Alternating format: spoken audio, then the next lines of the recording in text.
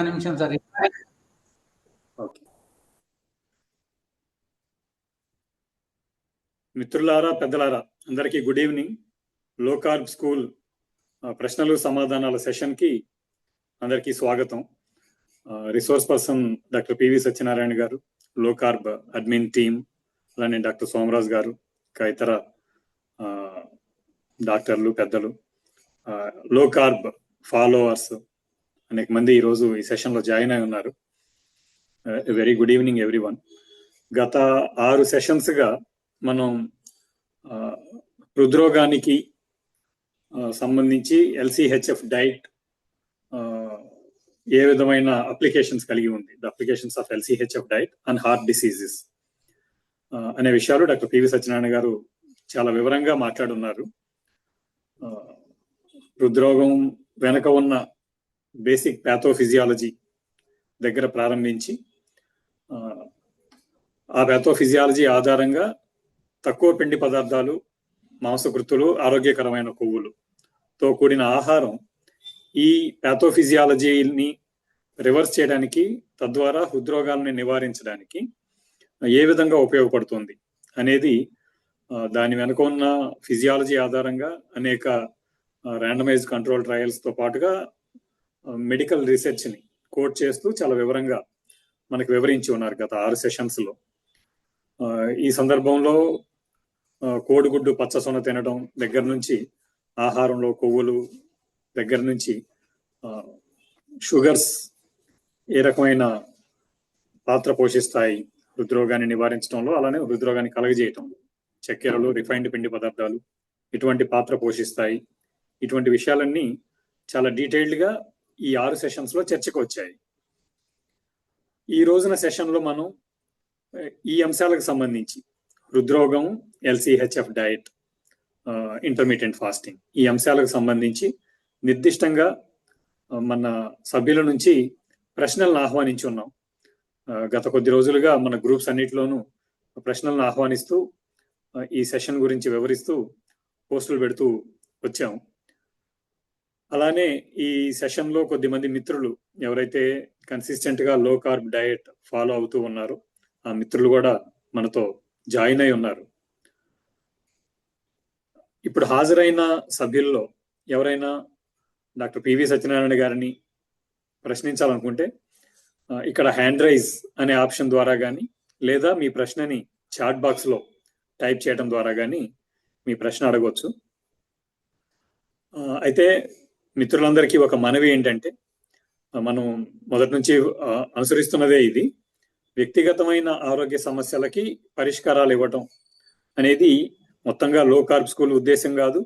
అలానే ఈ సెషన్లో కూడా అది సాధ్యం అవ్వదు. ఎందుకు అంటే, వ్యక్తిగతమైన ఆరోగ్య సమస్యలకి సమాధానం చెప్పాలంటే దానికి సంబంధించిన లోతైన మెడికల్ హిస్టరీ, అలానే అనేక పారామీటర్స్ ఎగ్జామినేషన్స్ ద్వారా, ల్యాబ్ ఇన్వెస్టిగేషన్స్ ద్వారా పారామీటర్స్ తెలుసుకొని ఉండటం, వీటన్నిటి ద్వారా మాత్రమే వ్యక్తిగతమైన ఆరోగ్య సమస్యలకి సలహాలు ఇవ్వడమైనా, పరిష్కారాలు సూచించడమైనా సాధ్యం అవుతుంది. కానీ లో కార్బ్ స్కూల్ స్కోప్లో సహజంగానే అది ఉండదు. హృద్రోగానికి లో కార్బ్ డయట్, ఇంటర్మీడియట్ ఫాస్టింగ్కి సంబంధించిన కాన్సెప్ట్స్ మీద, భావనల మీద, శాస్త్రీయ అంశాల మీద ఎటువంటి సందేహాలైనా అడగవచ్చు. ఆ రకంగా ఈ టాపిక్కి సంబంధించిన ప్రశ్నలు అడగడం ద్వారా మీ అవగాహనని పెంచుకోవడమే కాకుండా మన సభ్యులందరి అవగాహనని పెంచడానికి, దీని మీద మరింత లోతైన చర్చ జరగడానికి మీరు సహకరించిన వారు అవుతారు. కాబట్టి మిత్రులు మీ ప్రశ్నలు హ్యాండ్ రైజ్ చేయడం ద్వారా, మీరు హ్యాండ్ రైజ్ చేస్తే హోస్ట్ మీకు అన్మ్యూట్ చేసుకునే అవకాశం ఇస్తారు. మీరు అన్మ్యూట్ చేసుకొని అప్పుడు ప్రశ్న అడగవచ్చు. డైరెక్ట్గా మీరు అన్మ్యూట్ చేసుకోవడం కుదరదు, జూమ్ మీటింగ్ సెట్టింగ్స్ మిమ్మల్ని అనుమతించవు.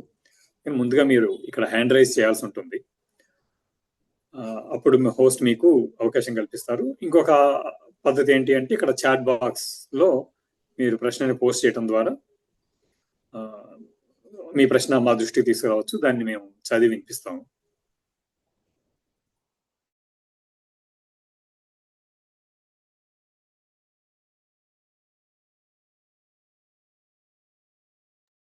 సార్ మ్యూట్ లోకి వెళ్ళారు సురేష్ సార్. మ్యూటెడ్ గా ఉన్నారు. సురేష్ గారిని కూడా మ్యూట్ లోకి వెళ్ళిపోయింది. మ్యూట్ ఆల్ చేశారు. ఓకే నేను అన్మ్యూట్ ఓకే చేస్తున్నాను. నువ్వు అన్మ్యూట్ చేసుకుని మాట్లాడు. Yes sir. విఎల్కే గారు మొదటి ప్రశ్న పంపించారండి చాట్ బాక్స్ లో టైప్ చేయడం ద్వారా. నేను ఆ ప్రశ్న చదువుతున్నాను.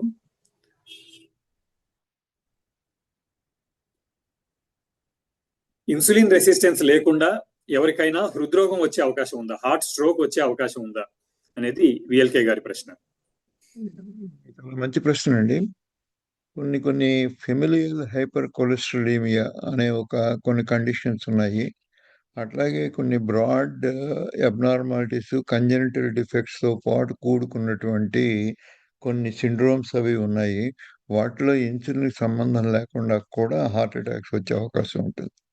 కానీ ముందస్తుగా మనం తెలుసుకోవాల్సింది ఏంటంటే 185 నుంచి ఈ 90% కారణాలు ఈ ఇన్సులిన్ రెసిస్టెన్స్తో కూడున్నాయి. కొద్ది మందికి మాత్రం పర్టికులర్లీ ఫెమిలియల్ హైపర్ కొలెస్ట్రాలీమియా ఇటువంటి జబ్బులు ఉన్న వాళ్ళల్లో కొద్ది ఇన్సులిన్ తోటి సంబంధం లేకుండా కూడా ఈ కొన్ని రకాల కొలెస్ట్రాల్స్ పెరిగి పర్టికులర్ ఎల్డిఎల్ కొలెస్ట్రాల్ పెరిగి ఈ ఎథెరోస్క్లెరోసిస్ అనేది ఈ ఈ జబ్బు ప్రవేశించినట్టయితే ఎవరిలో అయినా కానీ అటువంటి వాళ్ళలో కొంతమందికి హార్ట్ అటాక్స్ వచ్చే అవకాశం ఇన్సులిన్ రెసిస్టెన్స్ లేకుండా కూడా ఉంది. కానీ 190 ఇన్సులిన్ రెసిస్టెన్స్ తోటే జరుగుతోంది మామూలుగా అందరికీ. ఏవో కొన్ని కొన్ని ఫెమిలియల్ ప్రాబ్లమ్స్ ఉండి ఇటువంటి జెనెటిక్ ప్రాబ్లమ్స్ వల్ల కొలెస్ట్రాల్ చెడిపోవడము అటువంటివి జరిగినప్పుడు మాత్రం కొన్ని రేర్ ఎక్సెప్షన్స్లో మనం దాన్ని గుర్తుపెట్టుకోవాలి తప్ప దాని గురించి ముందస్తుగా ఆలోచించడం అంత మంచిది కాదు. Thank you.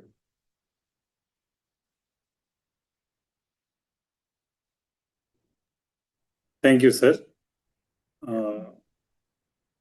Doctor Ashok garu ఒక ప్రశ్న అడుగుతున్నారు. డాక్టర్ అశోక్ రెడ్డి గారు.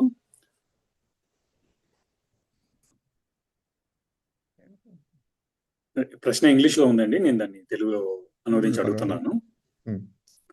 దీర్ఘకాలంగా సాచురేటెడ్ ఫ్యాట్స్ వినియోగించడం ఆరోగ్యకరమైన ప్రజలలో కార్డియోవాస్కులర్ డిసీజ్ రిస్క్ ని పెంచుతుందా అని అడుగుతున్నారు. ఇది కొద్దిగా ట్రిక్కీ అండ్ మంచి క్వశ్చన్ అండి. ఇది ప్రతి వాళ్ళకి ఫ్యాట్స్ అన్నది అవసరం. దాంట్లో హెల్దీ ఫ్యాట్స్ చాలా ముఖ్యమైనవి. అలా కాకుండా మన అవసరాన్ని మించి తీసుకున్న ఫ్యాట్స్, మన అవసరానికి మించి తీసుకున్న పిండి పదార్థాలు ఈ బ్యాడ్ కొలెస్ట్రాల్ని ప్రొడ్యూస్ చేసే అవకాశం ఉంటుంది. సో అందుకోసమని సాచురేట్ ఫ్యాట్స్ దానికి ఎడ్జెక్టివ్ యాడ్ చేయకుండా సాచురేట్ ఫ్యాట్స్ ఏదో నెయ్యి తిన్నారు అందుకోసం వచ్చేసింది అని కాకుండా మన అవసరాలు ఎంతవరకు ఉన్నాయి ఫ్యాట్స్, దాంట్లో మనం తీసుకున్నటువంటి సాచురేట్ ఫ్యాట్స్ ఎంత ఉంది, మనకు రిక్వైర్మెంట్ క్యాలరీస్ ఎన్ని ఖర్చు పెడుతున్నాము, ఈ గణాంకాలన్నీ పరిగణలో తీసుకోకుండా సాచురేట్ ఫ్యాట్స్ ఒక్కటి తీసుకోవడం వల్ల వచ్చింది అనుకున్నప్పుడు కొన్ని రాంగ్ కంక్లూజన్స్కి వచ్చే అవకాశం ఉంటుంది. అలాగే మీ బేసల్ మెటబాలిక్ రేట్ ఎంత ఉంది, దాంట్లో మీరు తీసుకున్న ఈ సాచురేట్ ఫ్యాట్స్ ఎంత పర్సంటేజ్ ఉంది. ముఖ్యంగా సాచురేట్ ఫ్యాట్స్ కన్నా కూడా ఈ కొలెస్ట్రాల్ మెకానిజం దెబ్బతినడానికి ముఖ్యమైన కారణం పాలీ అన్సాచురేట్ ఫ్యాట్స్. అంటే మోనో అన్సాచురేట్ ఫ్యాట్స్ లాంటి ఆలివ్ ఆయిల్ కాకుండా పాలీ అన్సాచురేట్ ఫ్యాట్స్, పర్టికులర్లీ ఈ రిఫైన్డ్ ప్రాసెస్డ్ ఆయిల్స్, వీటి వల్ల ఈ చెడ్డ కొలెస్ట్రాల్ అనేది ఎక్కువ తయారవుతూ ఉంటుంది. సో ఓన్లీ సాచురేట్ ఫ్యాట్స్, దాంతోపాటు మనం తీసుకున్న కార్బోహైడ్రేట్స్ ఎన్ని, దాంతోపాటు తీసుకున్నటువంటి ఈ అన్సాచురేటెడ్ ఫ్యాట్స్ ఎన్ని, వీటన్నిటినీ కూడా పరిగణలో తీసుకోకుండా ఒక్క సాచురేట్ ఫ్యాట్స్ని గుండె జబ్బులకి డైరెక్ట్గా మనం దాన్ని అనుసంధానం చేయలేం. అందుకోసమని ఈ లిమిట్స్లో మీరు ఎంతవరకు మీరు చెప్తున్నారు ఈ అన్నది కూడా నాకు తెలియకుండా ఈ ఇండివిజువల్ ఆర్గ్యుమెంట్లో నేను చెప్పలేకపోవచ్చు మీకు ఆన్సర్. Thank you.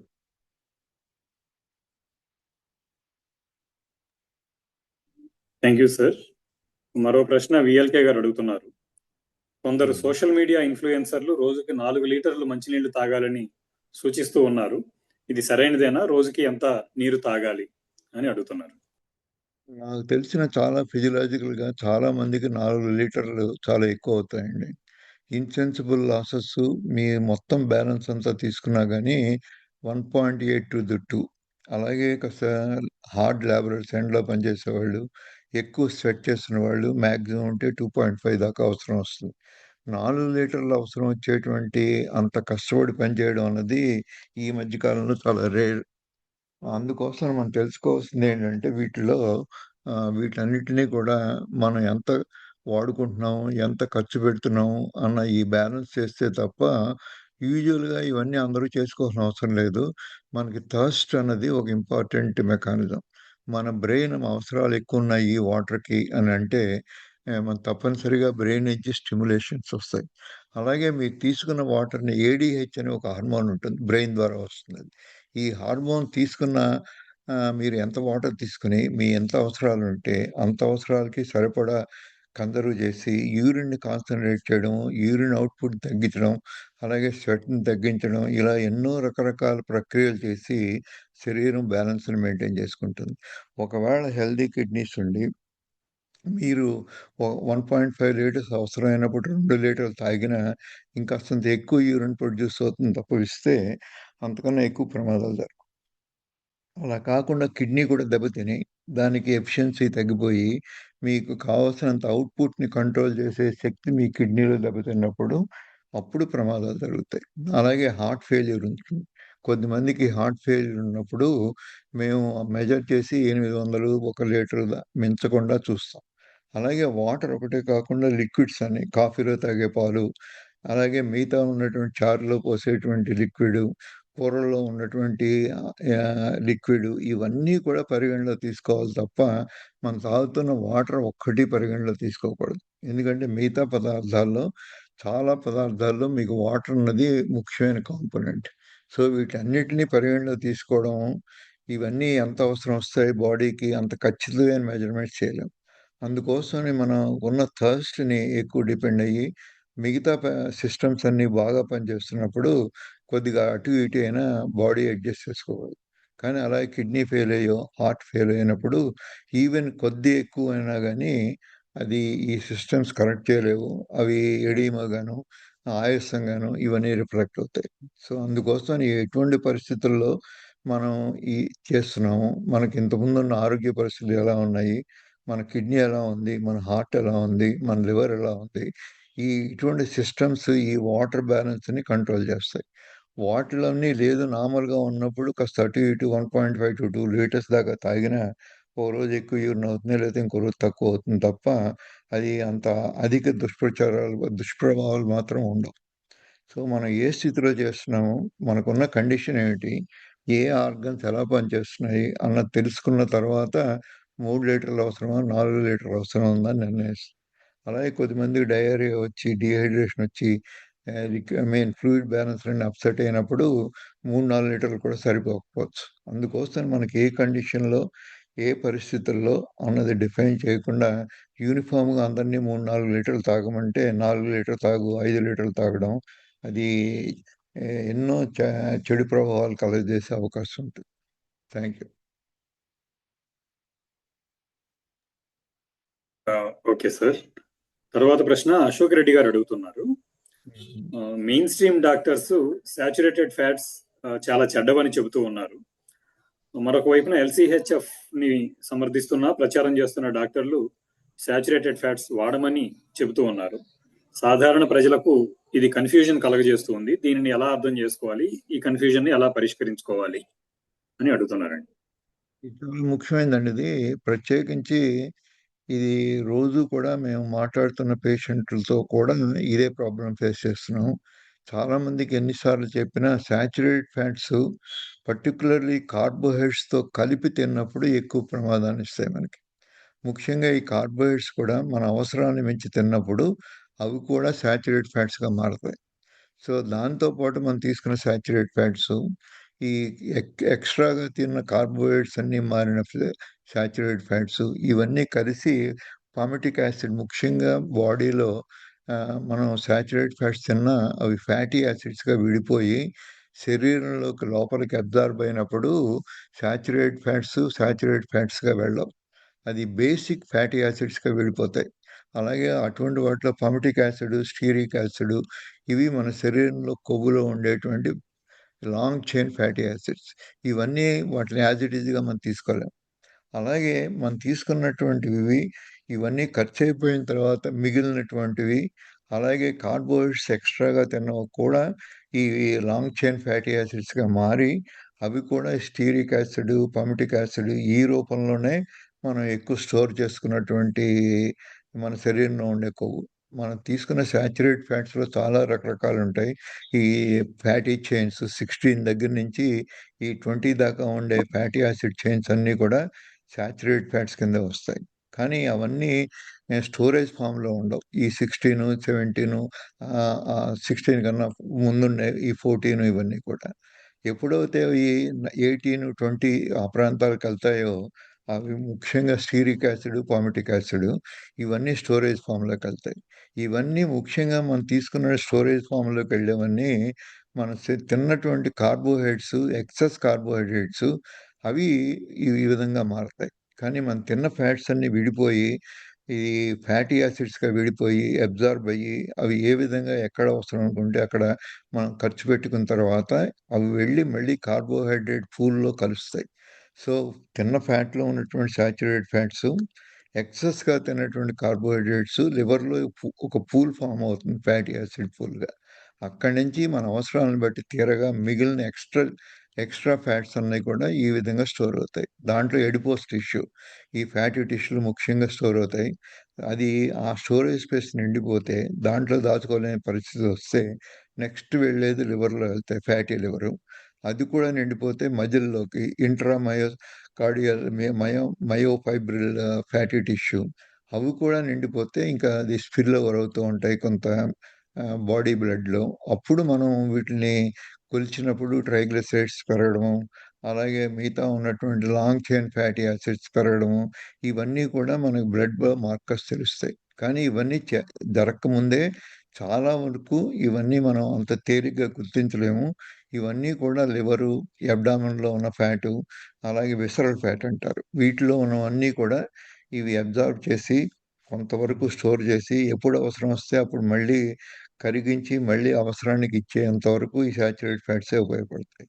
అలా కాకుండా మనం పిండి పదార్థాలు ఎక్కువ తింటూ ఉన్నప్పుడు ఆ పిండి పదార్థాన్ని అరిగించుకోలేనప్పుడు పూర్తిగా ఆ ఎక్స్ట్రా తిన్న పిండి పదార్థాలన్నీ ఫ్యాట్గా మారుతాయి. ఆ ఫ్యాటే మనకి ఎక్కువ మందికి మనం చేస్తున్న ఫలితాలన్నీ రావడానికి కారణం ఫ్యాట్ వల్ల. ఇలా ఎక్స్ట్రా తిన్న కార్బోహైడ్రేట్స్, అరిగించుకోలేనన్ని కార్బోహైడ్రేట్స్, వాటితో పాటు మనం తిన్నటువంటి ఫ్యాట్స్, సాచురేటెడ్ ఫ్యాట్స్ ఇవన్నీ మిళితమయ్యి లివర్ ప్రాసెస్ చేస్తుంది ఇవన్నీను. అది కూడా చేయలేని పరిస్థితుల్లో ఫ్యాటీ లివర్ వచ్చిన తర్వాత కూడా దాని లిమిటేషన్స్ కూడా దాటిపోయిన పరిస్థితుల్లో ఈ హైపర్ ట్రైగ్లిసరైడీమియా అంటే ఈ ట్రైగ్లిసరైడ్స్ పెరగడం, ఆ తర్వాత అవన్నీ కూడా ఈ సాచురేటెడ్ ఫ్యాట్స్గా పమిటిక్ యాసిడ్, స్టీరిక్ యాసిడ్ ఇలా లాంగ్ చైన్ ఫ్యాటీ యాసిడ్స్గా మారి ఈ సబ్కుటేనియస్ టిష్యూలోను, ట్రంకల్లోను, అలాగే ఈ ట్రంకల్ కెపాసిటీ కూడా అబ్డమెన్లో దాచుకునే శక్తి కూడా దాటిపోయినప్పుడు ఈ ఇంటర్నల్ ఆర్గన్స్లో ముఖ్యంగా హార్ట్, కిడ్నీ అలాగే ఉన్నటువంటి మిగతా ఆర్గన్స్లో డిపాజిట్ అయినప్పుడు ఇంకా మనకి ఎక్కువ అనారోగ్య లక్షణాలు వస్తూ ఉంటాయి. Thank you.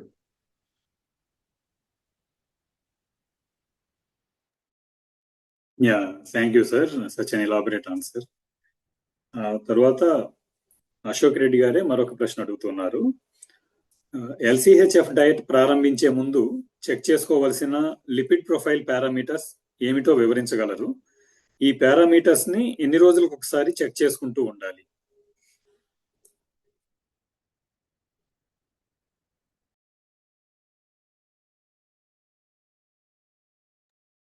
సార్ మీరు మ్యూట్ లో ఉన్నారు. మీరు మ్యూట్ లో ఉండి మాట్లాడుతున్నారు.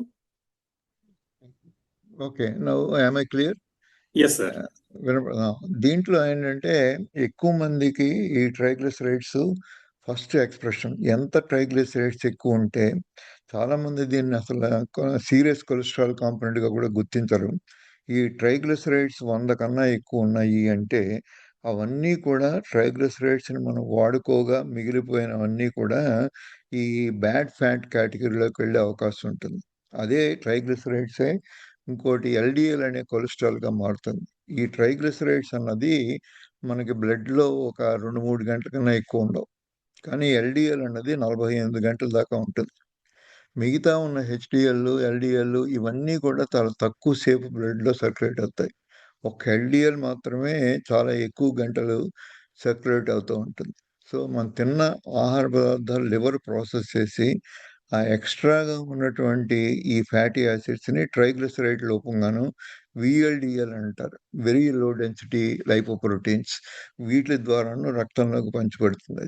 ఈ రక్తంలో ఉన్నవి ఎప్పుడైతే ఓన్లీ షుగర్గా ఉన్నప్పుడు 4-5 గంటలు ఎక్కువసేపు షుగర్గా మిగిలితే దానివల్ల జరిగేటువంటి ప్రమాదాలు చాలా టిష్యూస్ డ్యామేజ్ అవుతాయి. అందుకోసమని బాడీ ఏం చేస్తుందంటే ఎట్టి పరిస్థితుల్లో అయినా కానీ షుగర్గా ఉంచదు, దాన్ని ఫ్యాట్గా మార్చి ఆ ఫ్యాట్ని అది acceptable to every body tissue, అది హార్మ్ చేయని ఫామ్లో తీసుకొచ్చి మనకి ఫ్యాటీ టిష్యూలో కన్వర్ట్ చేసి పెడుతుంది. అందుకోసమని మనకున్న ఫ్యాట్ ఎక్కడుంది, ఏ ప్రాంతాల్లో ఉంది, సబ్కుటేనియస్గా ఉన్న ఫ్యాట్ కన్నా కూడా విసరల్ ఫ్యాట్ మోర్ డేంజరస్. అట్లాగే ఇది బీజీ ఫ్యాట్ అని అంటారు. అలాగే మనకి వీపు వెనకాల ఈ షోల్డర్ బ్లేడ్స్ మధ్యలో ఉన్నప్పుడు అది హెల్దీ ఫ్యాట్ ఉంటుంది. అలాగే నెక్లో కొంతవరకు అది ఏర్పడుతుంది. చిన్నపిల్లల్లో, పుట్టిన పిల్లల్లో ఎక్కువగా ఉంటుంది ఇది. వయసు వస్తున్న కొద్దీ ఈ ఈ బీజీ ఫ్యాట్ అన్నది రీప్లేస్ చేసి వైట్ ఫ్యాట్గా మారుతుంది. ఈ వైట్ ఫ్యాట్ అన్నది ఎంత ఎక్కువ ఉంటే, ఏ ప్రదేశాల్లో ఉంటే అది ఈ ఇన్సులిన్ రెసిస్టెన్స్ని కలుగజేస్తుంది. ఒక్కసారి ఇన్సులిన్ రెసిస్టెన్స్ వచ్చేదాకా ఈ ఫ్యాట్ అన్నది మనకి హైపర్ ప్లేసియా అంటారు, అంటే ఎక్కువ ఫ్యాట్ సెల్స్ మిగులుతుంది. దానివల్ల అంత ఎక్కువ ప్రమాదం ఉండదు. అది హైపర్ట్రోఫీడ్ ఫ్యాట్గా ఉన్నప్పుడు మన పర్సనల్ ఫ్యాట్ థ్రెషోల్డ్ అని దాటినప్పుడు, ఇన్సులిన్ చెడిపోయినప్పుడు మనకు వచ్చేటువంటి ఫ్యాట్ అంతా కూడా మనం తెలియవస్తుంది ఏంటంటే అది హైపర్ట్రోఫీడ్ ఫ్యాట్. ఈ హైపర్ట్రోఫీడ్ ఫ్యాట్లో దానికి సరిపడా రక్త ప్రసరణ అన్ని అందుబాటులో ఉండవు.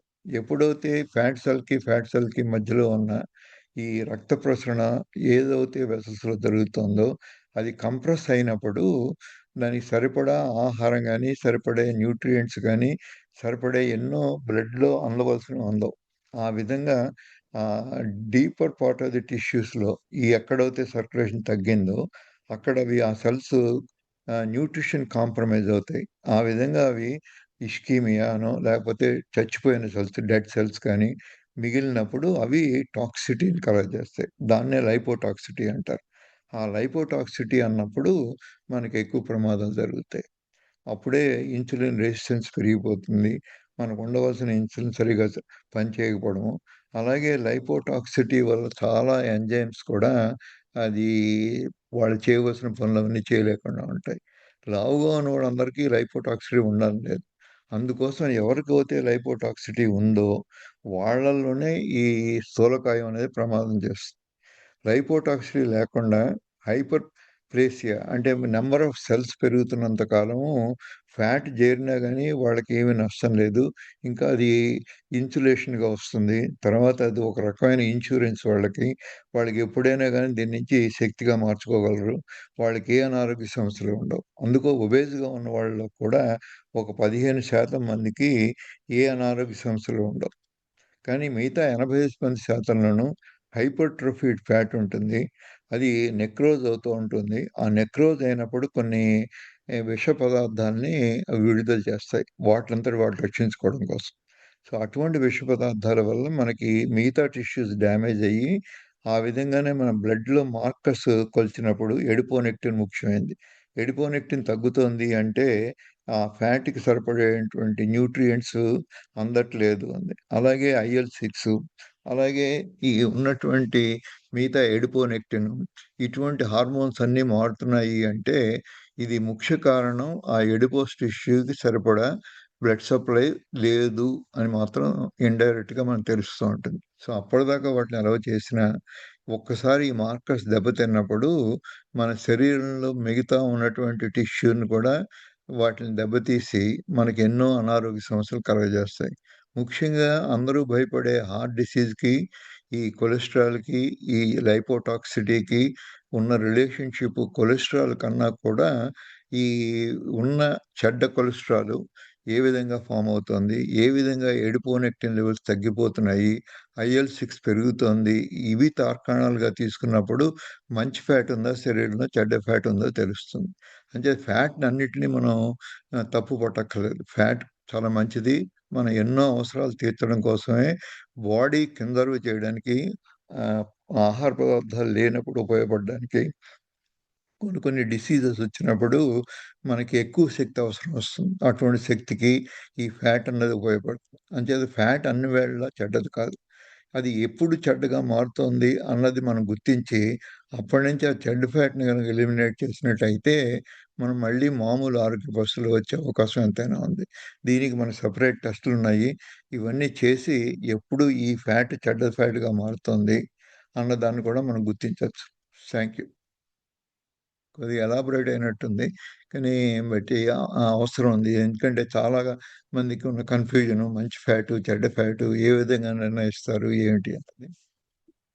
అవును సార్, చాలా అవసరమైన వివరణ ఇచ్చారు. నెక్స్ట్ ప్రశ్న షహీదా నౌషీన్ గారు అడుగుతున్నారు. ఇది కొంత మెడికల్ కండిషన్ కి సంబంధించిన ప్రశ్న సార్. నేను చదువుతాను, మీరు చూసి మనం సమాధానం చెప్పగలమంటే చెప్పండి. షూర్. మా sister in law mitral valve stenosis తో బాధపడుతున్నారు. 2001 సంవత్సరంలో తన రెండో ప్రెగ్నెన్సీ సమయంలో ఆమెకు పెరాలిసిస్ వచ్చింది. మిట్రల్ వాల్వ్ 1.1 mm కి కుంచుకుపోయింది. 2010లో బెలూనింగ్ ద్వారా వాల్వ్ ఓపెనింగ్ ని 2.1కి పెంచారు. అయితే ఇప్పుడు మళ్ళీ నారో అవుతూ వాల్వ్ 1.8 mm కి వచ్చింది. ఆమె బీపీ, డయాబెటీస్ కి మందులు వాడుతూ ఉన్నారు. ఇప్పుడు ఆమె కీటో కార్నివోర్ డైట్ ద్వారా తన సమస్యను అదుపు చేసుకునే అవకాశం ఉందా తెలియజేయగలరు అంటూ అడుగుతున్నారు సార్.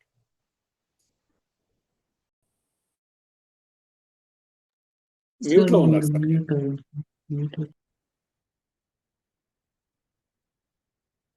ఎందుకు టీవీ గారు తెలియట్లేదు. నేను అన్మ్యూట్ చేసుకున్నాను. Fine sir. ఇది కొద్దిగా కాంప్లెక్స్ ప్రాబ్లం అండి. దీంట్లో మనకు ఉన్నటువంటి స్ట్రక్చరల్గా ఈ వాల్వ్ మూసుకుపోయినప్పుడు ఈ డైట్ ద్వారాను దీనివల్ల వచ్చే ఫలితాలు చాలా తక్కువ ఉంటాయి. దీనికి ఒక సర్జికల్ ప్రొసీజర్ కానీ బెలూన్ వాల్వోప్లాస్టీ అంటారు. ఈ బెలూన్తో కానీ దాన్ని మెకానికల్ ప్రాబ్లమ్ని మెకానికల్గానే ట్రీట్ చేయాలి.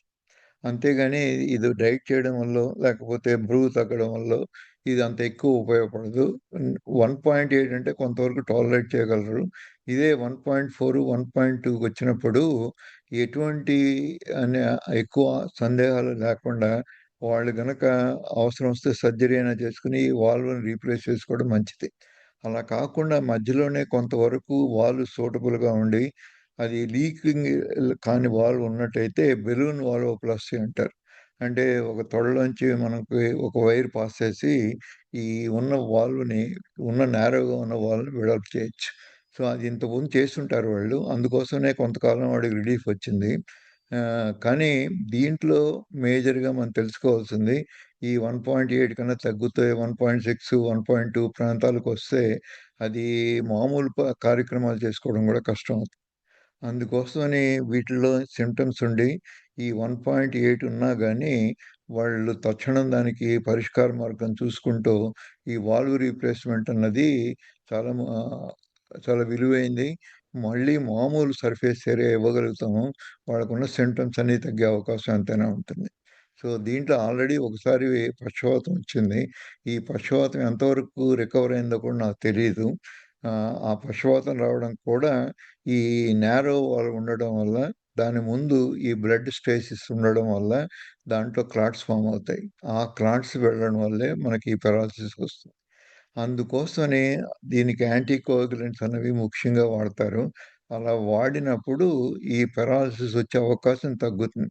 అయినా కానీ పూర్తిగా తగ్గిపోతుందని మనం చెప్పలేము. కానీ తగ్గే అవకాశం ఎంతైనా ఉంది.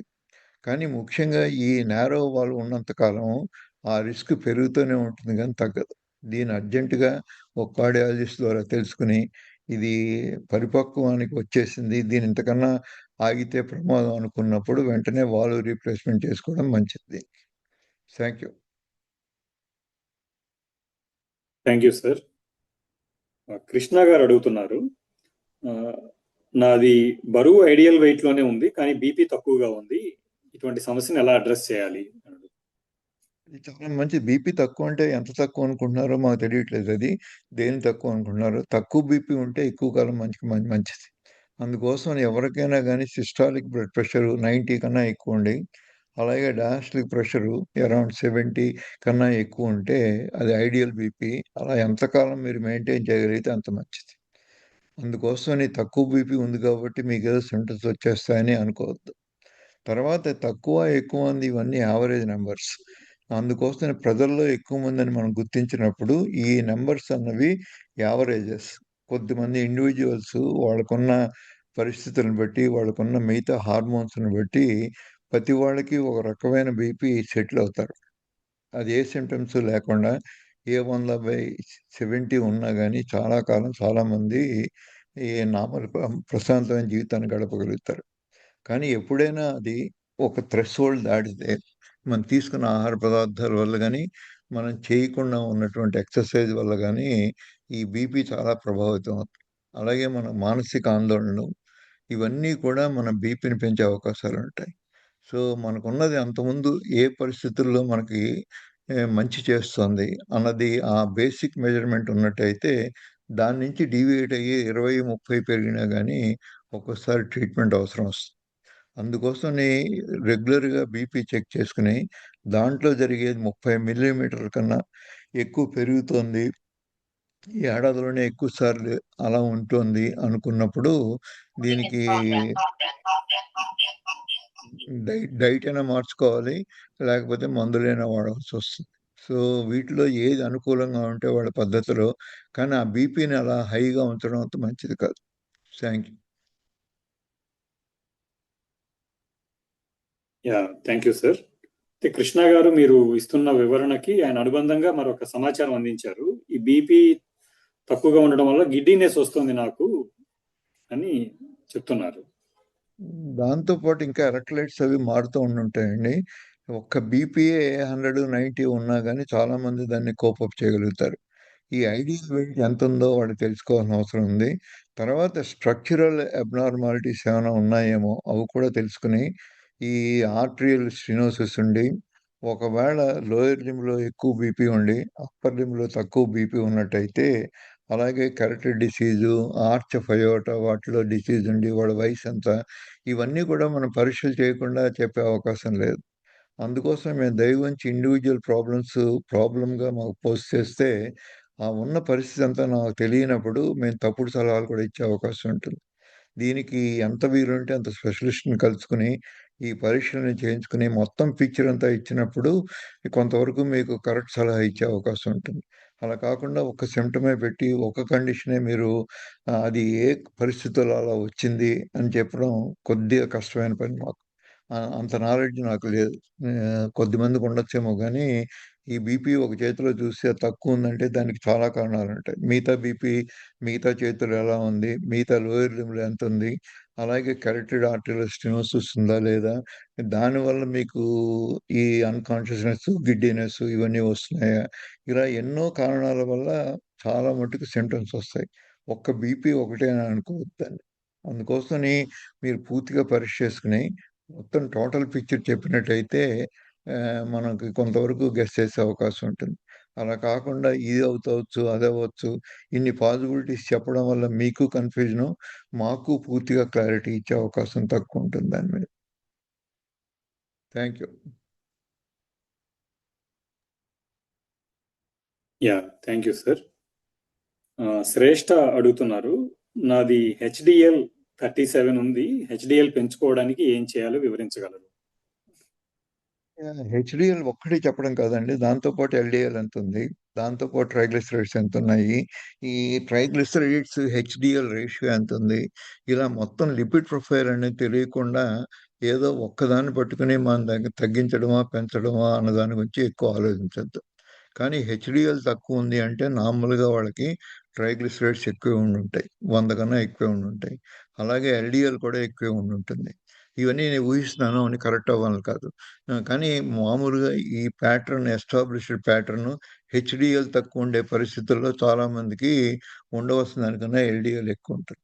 సో, వీటన్నిటిని సమగ్రంగా అర్థం చేసుకొని, దానికి సరిపడా థెరపీ కొలెస్ట్రాల్ ఎలా మార్చుకోవాలి? కొలెస్ట్రాల్ కాంపోనెంట్స్ ఎలా మార్చుకోవాలి? దీనికి మందులు వాడుకోవాలా? లేపోతే జీవనశైలి సరిపోతుందా? ఎక్సర్‌సైజ్ సరిపోతుందా?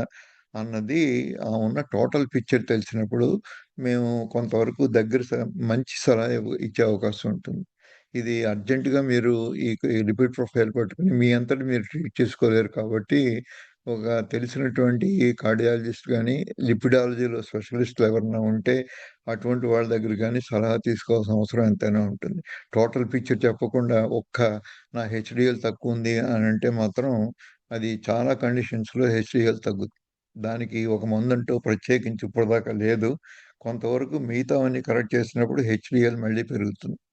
అందుకోసమని టోటల్ పిక్చర్ లేకుండా ఇండివిజువల్గా ఉండేటువంటి కొన్ని కొన్ని ఈ అబ్నార్మల్ టెస్టుల్ని మనం కరెక్ట్ చేయలేము. Thank you.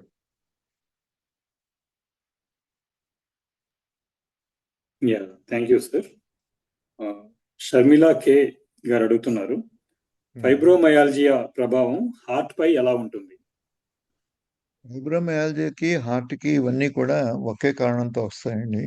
ముఖ్యంగా ఇన్సులిన్ రెసిస్టెన్స్ ఎంత ఎక్కువ ఉంటే అంత ఫైబ్రోమయాల్జియా వచ్చే అవకాశం ఉంటుంది. అలాగే ఇన్సులిన్ రెసిస్టెన్స్ ఎంత ఎక్కువ ఉంటే అంత హార్ట్ అటాక్స్ వచ్చే అవకాశం ఉంటుంది. ఈ రెండిట్లకి కామన్ కాజు ఇన్సులిన్ యొక్క అబ్నార్మాలిటీ. సో దాన్ని కరెక్ట్ చేసుకున్నప్పుడు ఈ ఫైబ్రోమయాల్జియా తగ్గుతుంది, ఈ హార్ట్ అటాక్ వచ్చే అవకాశం కూడా తగ్గుతుంది. అందుకోసం ఫైబ్రోమయాల్జియాకి ఈ హార్ట్ అటాక్కి ఈ రెండిట్లకి సంబంధం చూడడం కన్నా ఈ రెండిట్లకి కామన్ థ్రెడ్ అయినటువంటి బేసిక్ ఎక్స్ప్లెనేషను ఇన్సులిన్ రెసిస్టెన్స్. దాన్ని మనం అడ్రస్ చేసినప్పుడు ఈ రెండు కూడా తగ్గుతాయి. అందుకోసం దీన్ని ఐసోలేట్గా చూడొద్దు. ఈ రెండింటిని కలిపి ఇన్సులిన్ రెసిస్టెన్స్ మెజర్ చేసుకుని, ముఖ్యంగా క్రాఫ్ట్ ఇన్సులిన్ అని అంటారు. దీనిని ఒక 4 సార్లు టెస్ట్ చేసి 2 గంటల దాకా మీ జరుగుతున్నటువంటి షుగరు, మీకు జరుగుతున్నటువంటి ఇన్సులిన్ ఆ స్థాయిల్ని మనం గుర్తించినప్పుడు వాళ్ళలో ఇన్సులిన్ రెసిస్టెన్స్ అంటే హోమోఐఆర్ అని అంటారు. దాన్ని ఎస్టిమేట్ చేసినప్పుడు ఈ 2 ప్రాబ్లమ్స్కి కూడా మనం కొంతవరకు సొల్యూషన్ చూపించే అవకాశం ఉంటుంది. Thank you. Thank you sir. Vikram Reddy గారు అడుగుతున్నారు, 3 ప్రశ్నలు ఒకే అంశం మీద ఉన్నాయి, 3 చదువుతున్నాను. ఇంటర్మీడియట్ ఫాస్టింగ్ చేస్తున్న వారు 1 మీల్ ఏ డే ఎల్లప్పుడూ కొనసాగించడం శాస్త్రీయంగా సరైనదేనా? 1 మీల్ ఏ డే చేస్తున్నప్పుడు క్యాలరీస్ లెక్కించుకోవాలా, ఎంతైనా తినొచ్చా? బరువు తగ్గాలంటే ఎక్కువ ప్రోటీన్లు తక్కువ ఫ్యాట్ ఉండే ఆహారం తీసుకోవాలా అని అడుగుతున్నారు. ఈ కాంప్రహెన్సివ్ అంతా రిలేటెడ్ టు ది ఫాస్టింగ్ మనకున్నటువంటి కొవ్వుల గురించే ఉందండి. ముఖ్యంగా మనం తెలుసుకోవాల్సింది ఏంటంటే 1 మీలా 2 మీలా అనే దానికన్నా మన శరీర అవసరాలు ఎన్ని ఉన్నాయి, ఆ ఒక్క మీల్లో కూడా మన శరీర అవసరాల కన్నా ఎక్కువ తిన్నట్టయితే అది ప్రమాదమే. అంత మాత్రాన 1 మీలు 2 మీలు అన్నది క్వశ్చన్ కాదు. వాటిలో ఎన్ని క్యాలరీస్ మనం కన్జ్యూమ్ చేస్తున్నాం, ఆ క్యాలరీస్లో ఫ్యాట్ నుంచి వస్తున్నాయా, ఆ క్యాలరీస్ ప్రోటీన్ నుంచి వస్తున్నాయా, ఆ క్యాలరీస్ కార్బోహైడ్రేట్ నుంచి వస్తున్నాయా. కార్బోహైడ్రేట్ నుంచి క్యాలరీస్ వచ్చినప్పుడు ప్రతి 3 గంటలకి ఏదో ఒకటి తినాలి, లేకపోతే ఆకలిస్తూ ఉంటుంది. ఆ తిన్నప్పుడు ఎక్కువ కార్బోహైడ్రేట్స్ తిన్నప్పుడు అంతా ఫ్యాట్గా మారిపోతుంది. ఆ విధంగా మనకి ఎక్కువ నష్టం కలుగజేసేది కార్బోహైడ్రేట్స్. కార్బోహైడ్రేట్స్ మానేసి మీరు ప్రోటీన్స్ అవి తిన్నప్పుడు వయామీడీగా ఉంటుంది. అట్లాగే కొన్ని ఫ్యాట్స్తో కలిపి తిన్నప్పుడు 7-8 గంటల దాకా మీకు ఆకలి అనేది ఉండదు. అలా అని చెప్పి ఎక్కువ ఫ్యాట్స్ తిన్నప్పుడు కూడా ఎక్కువ ప్రమాదమే.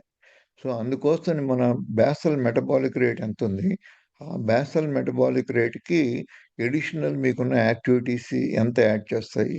యావరేజ్ని ప్రపంచంలో ఎక్కువ మందికి ఒక 1800 to 2000 క్యాలరీస్ అన్నది యాక్టివ్ పర్సన్స్ అందరికీ అవసరం. దాంట్లో బేసల్ మెటబాలిక్ రేట్ అంటారు. అంటే ఏ పని చేయకుండా నిద్రపోతూ పడుకునే ఏదో అతి తక్కువ శ్రమ పడే వాళ్ళందరికీ 1300 నుంచి 1500 క్యాలరీస్ కన్నా ఎక్కువ అవసరం. సో బేసిక్గా అందరినీ యాక్టివిటీ ఏమీ లేదు అని అనుకుని ప్రపోజ్ చేసుకుని అందరికీ 1300 1500, ఇది కూడా వాళ్ళకున్న వెయిట్ హైటు వాళ్ళ బిఎంఐ ఎంత ఉంది అనే దాన్ని బట్టి ఆధారపడుతుంది. సో ఈ కొలతలన్నీ ఏదో ఒక్కటే అందరికీ యూనిఫామ్గా ఉండదు. సో మనకున్నట్టు బిఎంఐ ఎంత ఉంది, మనకున్న యాక్టివిటీ ఎంత ఉంది, మనకి ఎన్ని క్యాలరీస్ అవసరము అన్నదాన్ని మెజర్ చేసుకుని దాని లోపలగా తిన్నప్పుడు దానికంటే తక్కువ తిన్నప్పుడు మీకు బరువు తగ్గుతారు. అలా కాకుండా దాన్ని ఈక్వల్గా తిన్నప్పుడు మెయింటైన్ అవుతుంది మీ బరువు. అలా కాకుండా మీ అవసరానికి ఎక్కువ తీసుకున్న క్యాలరీలు అది ఫ్యాట్ నుంచి వచ్చినా, ముఖ్యంగా అది కార్బోహైడ్రేట్స్ వచ్చినట్టయితే ఫ్యాట్గా మారుతుంది. అలా కాని పక్షంలో ఫ్యాటు, ప్రోటీను, ఈ కార్బోహైడ్రేట్స్ మూడిటి నుంచి వస్తుంటే మీకు ఓవరాల్ స్ట్రక్చర్ పెరుగుతూ ఉంటుంది. అలాగే మజిల్ మాస్ కూడా పెరుగుతూ ఉంటుంది. దాంతోపాటు మిగతా ఫ్యాట్ కంటెంట్ కూడా మారుతుంది. సో, ఈ విధంగా మనం తీసుకునే ఆహార పదార్థాలు ఏమున్నాయి? మనం దీన్ని ఏ ఆహార పదార్థం ఎన్ని క్యాలరీస్ ఇస్తుంది? మన అవసరం ఎన్ని మనకి? ఈ కాలిక్యులేషన్స్ అన్నీ తెలుసుకొని ఏదో ఉజ్జాయింపుగా మనిషిని చూసి చెప్పలేము. ఇవన్నీ కాలిక్యులేషన్ చేయాలి. అన్నిట్లికి స్కేల్స్ ఉన్నాయి. ఈ స్కేల్స్ ప్రకారము మనం మెజర్ చేసుకొని బిఎంఐ దగ్గర నుంచి, బిఎంఆర్ దగ్గర నుంచి బాసల్ మెటబాలిక్ రేట్ ఇవన్నీ కూడా ఖచ్చితంగా ఒక 1 కిలో క్యాలరీస్, 2 కిలో క్యాలరీస్ అంత ఎస్టిమేట్ చేయకపోయినా ఒక రేంజ్‌లో ఎస్టిమేట్ చేయగలుగుతాయి అందరికి. సో, ఆ రేంజ్‌లో చూసుకొని అల్టిమేట్‌గా వీళ్ళు వెయిట్ పెరుగుతున్నారా? తగ్గుతున్నారా? అనే వాటిని కూడా మనం పరిగణలో తీసుకొని ఎవరికి ఎన్ని క్యాలరీస్ దేని నుంచి వస్తే మంచిది అనే పట్టికలు కూడా ఉన్నాయి మనకి.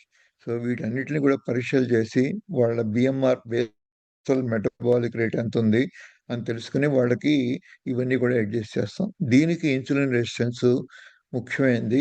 దాని ఎక్కువ ఉన్నట్టయితే ఈ కార్బోహైడ్రేట్స్ అన్ని తగ్గించేసి 20 గ్రాముల కన్నా లేకుండాను ఇన్సులిన్ రెసిస్టెన్స్ మామూలుగా ఉండి అసలు ఇన్సులిన్ రెసిస్టెన్సే లేదు. మామూలుగా ఇన్సులిన్ లెవెల్స్ ఉన్నాయి. మామూలుగా బ్లడ్ షుగర్ మెయింటైన్ అవుతుంది అనుకున్నప్పుడు కార్బోహైడ్రేట్స్ ఒకటి తగ్గించినా గానీ సరిపోదప్పుడు. సో, అట్లాగే ప్రోటీన్స్, ఫ్యాట్స్ కూడా తగ్గించాలి.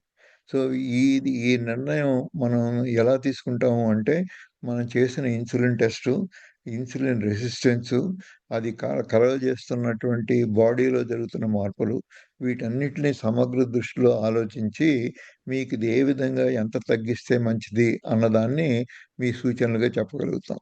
Thank you. Yeah! Thank you sir. Maheshwar Reddy గారు అడుగుతున్నారు. హుహు. హార్ట్ అటాక్ ఎంఐ అని రాశారు వారు. హార్ట్ అటాక్ వచ్చి ఇజెక్షన్ ఫ్యాక్టర్ 30 కంటే తక్కువగా ఉన్న పరిస్థితిలో సిహెచ్ఎఫ్ ని ట్రీట్ చేయడంలో మేబీ కంజెస్టివ్ హార్ట్ ఫెయిల్యూర్ ని ట్రీట్ చేయడంలో ఈ లో కార్బ్ డైట్ ఉపయోగపడుతుందా అని అడుగుతున్నారు సార్. డెఫినెట్‌గా ఉపయోగపడుతుందండి. కానీ కొన్ని ఎక్స్‌ట్రా ప్రికాషన్స్ తీసుకోవాల్సిన అవసరం ఉంటుంది వాళ్ళు. సో, లో కార్బోహైడ్రేట్ ఒక్కదాని మీదే కాకుండా మిగతా ఉన్న ఓవరాల్ పరిస్థితి, సోడియం ఎంతుంది, అలాగే సాల్ట్ రిటెన్షన్ పవర్ ఎంతుంది, ఇవన్నీ కూడా మనం కన్సిడర్ చేసుకొని, ఈ ఫ్లూయిడ్ లోడ్ ఎంతుంది అంతకుముందు, వాటిని కూడా తగ్గించుకొని, ఈ ఎజెక్షన్ ఫ్రాక్షన్ తక్కువగా ఉన్నదానికి కొంతవరకు రెస్టు, కొంతవరకు ఈ క్యాలరీస్ తగ్గించుకోవడం, కొంత బరువు తగ్గించడం, ఇలాగ హార్ట్ ఫంక్షన్ పెంచేటువంటి మందులు వాడుకుంటూ, ఈ ఎజెక్షన్ ఫ్రాక్షన్‌ని అంతకన్నా తగ్గకుండా చూసుకుంటూ, వీలుంటే పెంచే మందులు కూడా వాడుకొని, మనం చేసినప్పుడు ఇది సరిపోతుంది గానీ, ఒక్క లో కార్బోహైడ్రేట్ ఒకటి చేసేయడం వల్ల ఉపయోగం కానీ ఒక్కోసారి నష్టాలు కూడా జరుగుతాయి. ముఖ్యంగా ఇవన్నీ సోడియము, ఈ సాల్ట్ అన్నది చాలా ప్రభావితం చేస్తుంది హార్ట్ ఫెయిల్యూర్‌లో. అది ఎంత తీసుకోవాలి, ఎంత తీసుకోకూడదు అన్నది ఒక్క పారామీటర్ ఏదో తెలుసుకొని మనం ఇన్సులిన్ టెస్ట్ చేసుకునో, లేకపోతే మనకున్నటువంటి ఉన్న క్లినికల్ ఎగ్జామినేషన్ చేసినప్పుడు ఎడిమా ఉంది కాబట్టి సాల్ట్ మానేయండి. ఇటువంటి సలహాలు చాలామంది ఇస్తూ ఉంటారు.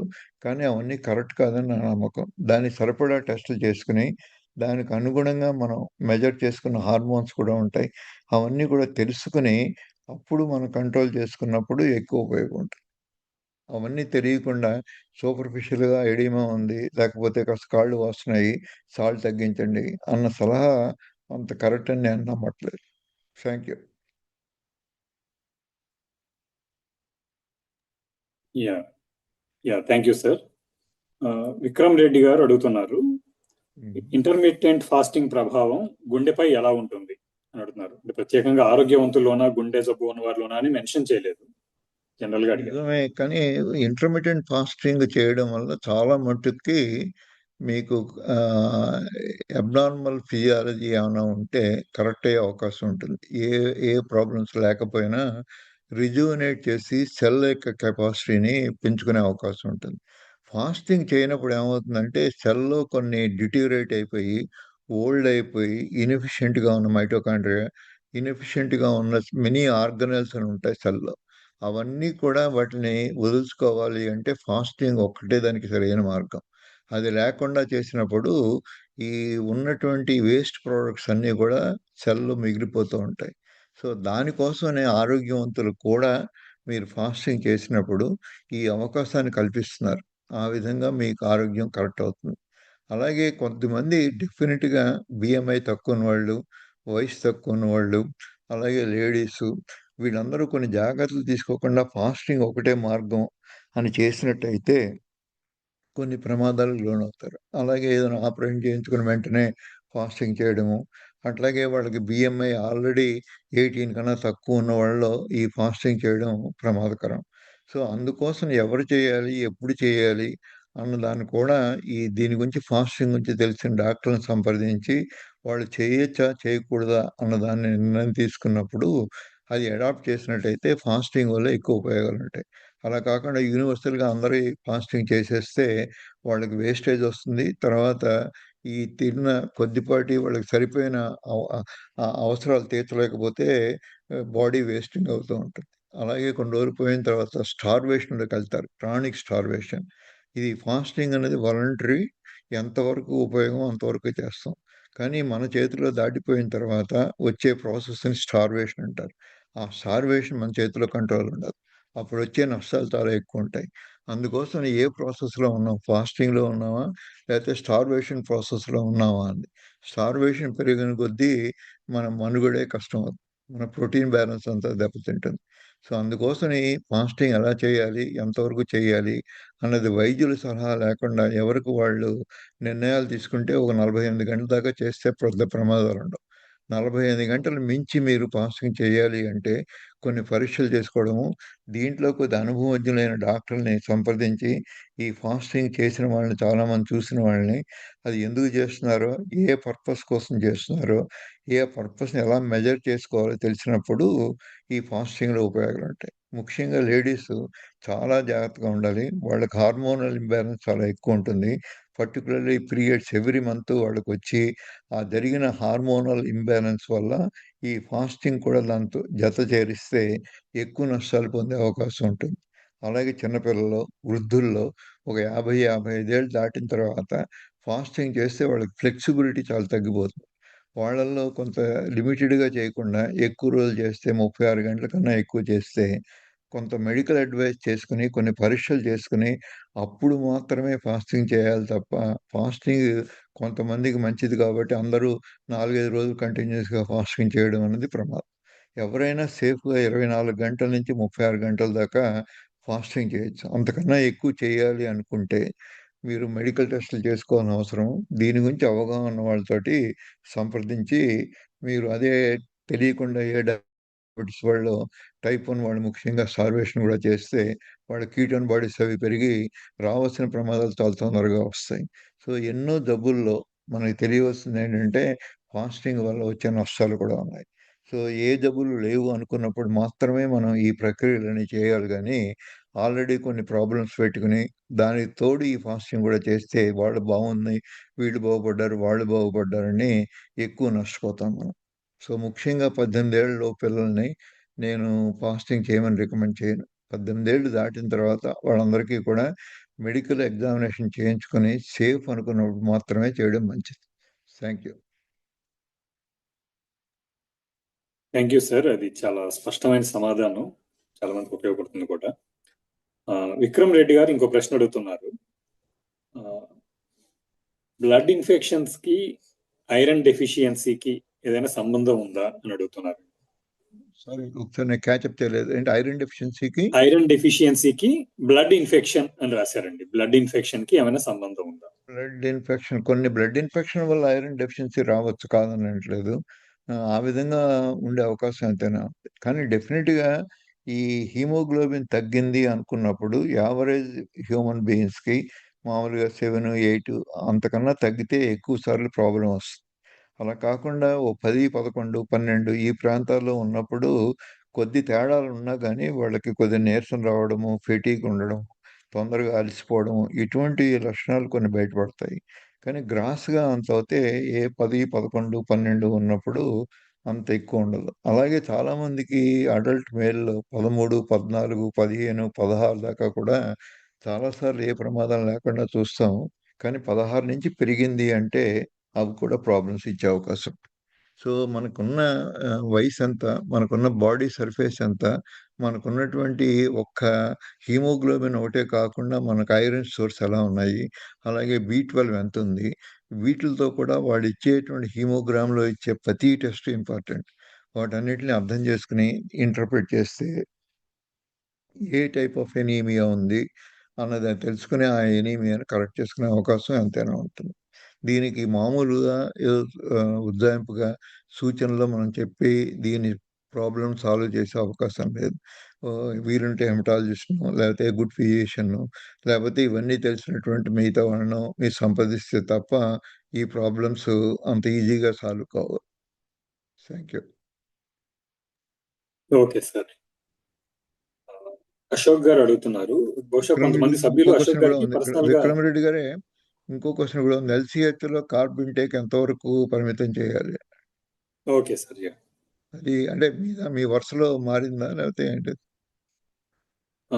అనుకుంటా సార్, నాకు అది అశోక్ గారి క్వశ్చన్ ఉంది ఇక్కడ. పర్లేదు సార్, మీరు అది చెప్పండి. LCH లో కార్బ్ ఇంటేక్ అన్నది మీకున్న ఇన్సులిన్ రెసిస్టెన్స్ మీద ఆధారపడి ఉంటుందండి. అందరికీ యూనిఫామ్గా ఉండదు. అందరికీ 20 గ్రాములు, అందరికీ 30 గ్రాములు, అందరికీ 100 గ్రాములు అనే నిర్ణయం వాళ్ళకున్నటువంటి ఇన్సులిన్ టెస్టు, వాళ్ళకున్న పరిస్థితుల్లో ఉన్న మిగతా ప్రాబ్లమ్స్, వాళ్ళకి ఎంత ఫ్యాట్ ఎక్స్ట్రా ఉంది అనే ఎన్నో పరిగణలో తీసుకుని ఈ కార్బ్ని ఎంతవరకు తగ్గించాలి అని మేము నిర్ణయిస్తాం. అంతేగాని జస్ట్ బికాజ్ 20 గ్రాములు కొంతమందికి పనిచేస్తే అందరికీ 20 గ్రాములు తగ్గించడం వల్ల ఉపయోగపడకపోవచ్చు.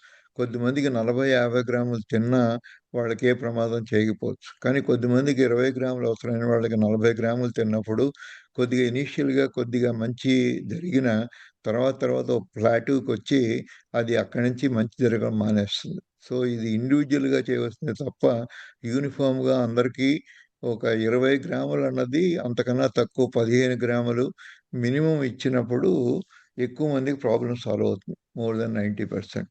సో అందుకోసమని ఆ విధంగా తీసుకుని 20 గ్రాములు 15 గ్రాములకి లిమిట్ చేయదలుచుకుంటే మీరు మిగతా టెస్టులు ఏమీ లేకుండా మనం చేయొచ్చు. అలా కాకుండా ఇన్సులిన్ టెస్ట్ చేసుకుని ఈ క్రాఫ్ట్ ఇన్సులిన్ ఎంతవరకు ఉంది, హోమో ఐఆర్ ఎంత ఉంది అన్న దాన్ని బట్టి అసెస్ చేసుకున్నప్పుడు మనం క్లియర్గా వాళ్ళకి ఎంతవరకు ఈ కార్బోహైడ్రేట్స్ తగ్గించవచ్చు అనే దాన్ని మనం తగ్గించి సూచన చేసి తర్వాత ఆ తగ్గించిన కార్బోహైడ్రేట్స్ ఫలితాలు ఇస్తున్నాయా లేదా అన్నది మెజర్ చేసుకుని ఒకవేళ ఫలితాలు అనుకున్న ఆశించిన రాని పక్షంలో మళ్ళీ ఇన్సులిన్ టెస్ట్ చేసి మనం చేస్తున్న ఈ తగ్గించిన కార్బోహైడ్రేట్స్ వల్ల ఎంతవరకు ఉపయోగపడింది అని అసెస్ చేసి ఆ రెండిట్లకి ఉన్న రిజల్ట్స్ని బట్టి మనం మళ్ళీ రీఅడ్జస్ట్ చేయగలుగుతాం.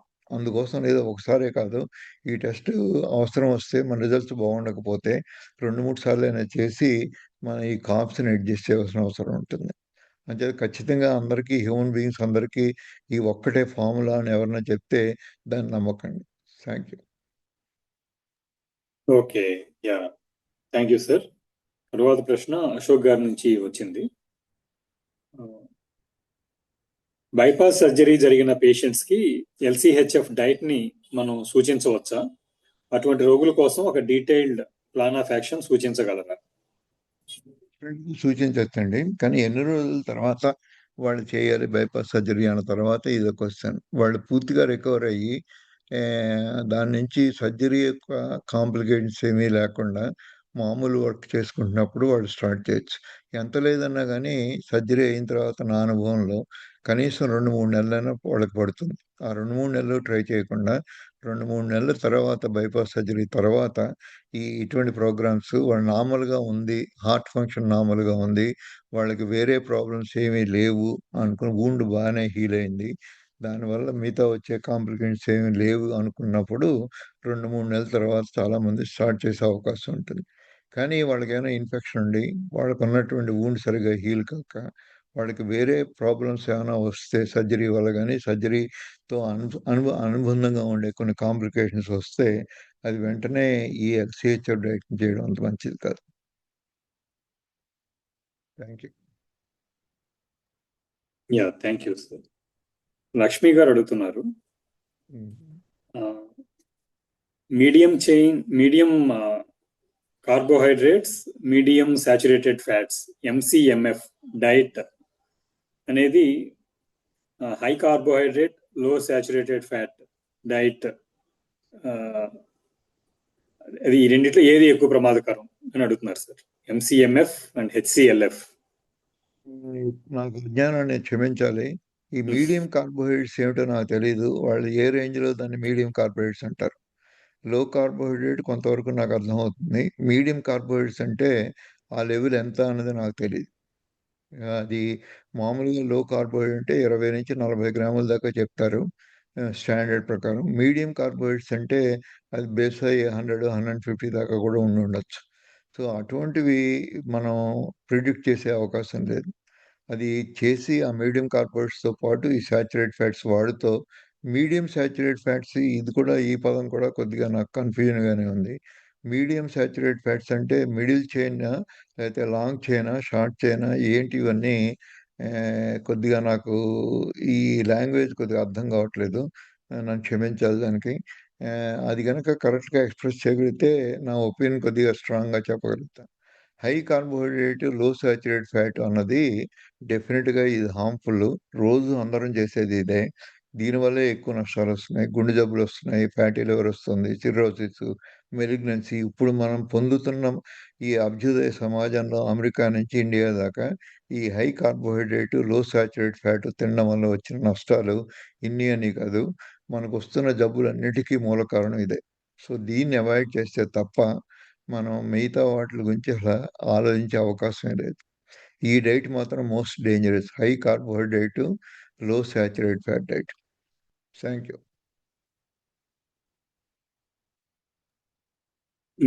లక్ష్మి గారు, సార్ అడిగినట్లుగా ఒకవేళ మీ ప్రశ్న మీద అదనపు వివరణ ఏదన్నా మీరు ఇక్కడ ప్రొవైడ్ చేయగలిగితే దాని మీద మళ్ళీ డాక్టర్ పివి గారు రెస్పాండ్ అవుతారండి.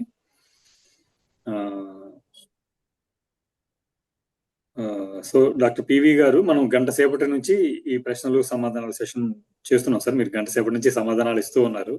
అప్పుడే గంట అయిపోయిందా అనుకుంటున్నారు మీరు. సమాధానాలు ఇస్తుంటే మీకు సమయం తెలియడం లేదు. ఒక చిన్న బ్రేక్ తీసుకుందరు మీరు. ఈ లోపు మన సభ్యులు అఖిల్ గారు కంటిన్యూ అంటే ఈ లోపు సోమరాజు గారు కూడా ఉన్నారు. లేదు, సోమరాజు గారు కూడా ఉన్నారు. కొన్ని క్వశ్చన్లు ఆయన కూడా మీరు అడిగితే నాకన్నా కార్డియాలజిస్ట్ గా బాగా చెప్పగలరు. అవును సార్, అదే నేను అదే చెప్పబోతున్నాను. అఖిల్ గారు టెస్టిమోనియల్ ఇస్తారు. అది అవగానే డాక్టర్ సోమరాజు గారు ఈ సెషన్ ఉద్దేశించి ఇప్పటి వరకు వచ్చిన ప్రశ్నలు మొత్తం ఈ సెషన్ మీద సోమరాజు గారిని ఇన్వైటెడ్ కామెంటరీ అడుగుదాము. అఖిల్ గారి టెస్టిమోనియల్ అయిన తర్వాత డాక్టర్ సోమరాజు గారి ఇన్వైటెడ్ కామెంటరీ ఉంటుంది. దీని తర్వాత మళ్ళీ మనం ప్రశ్నలు తీసుకుందాం.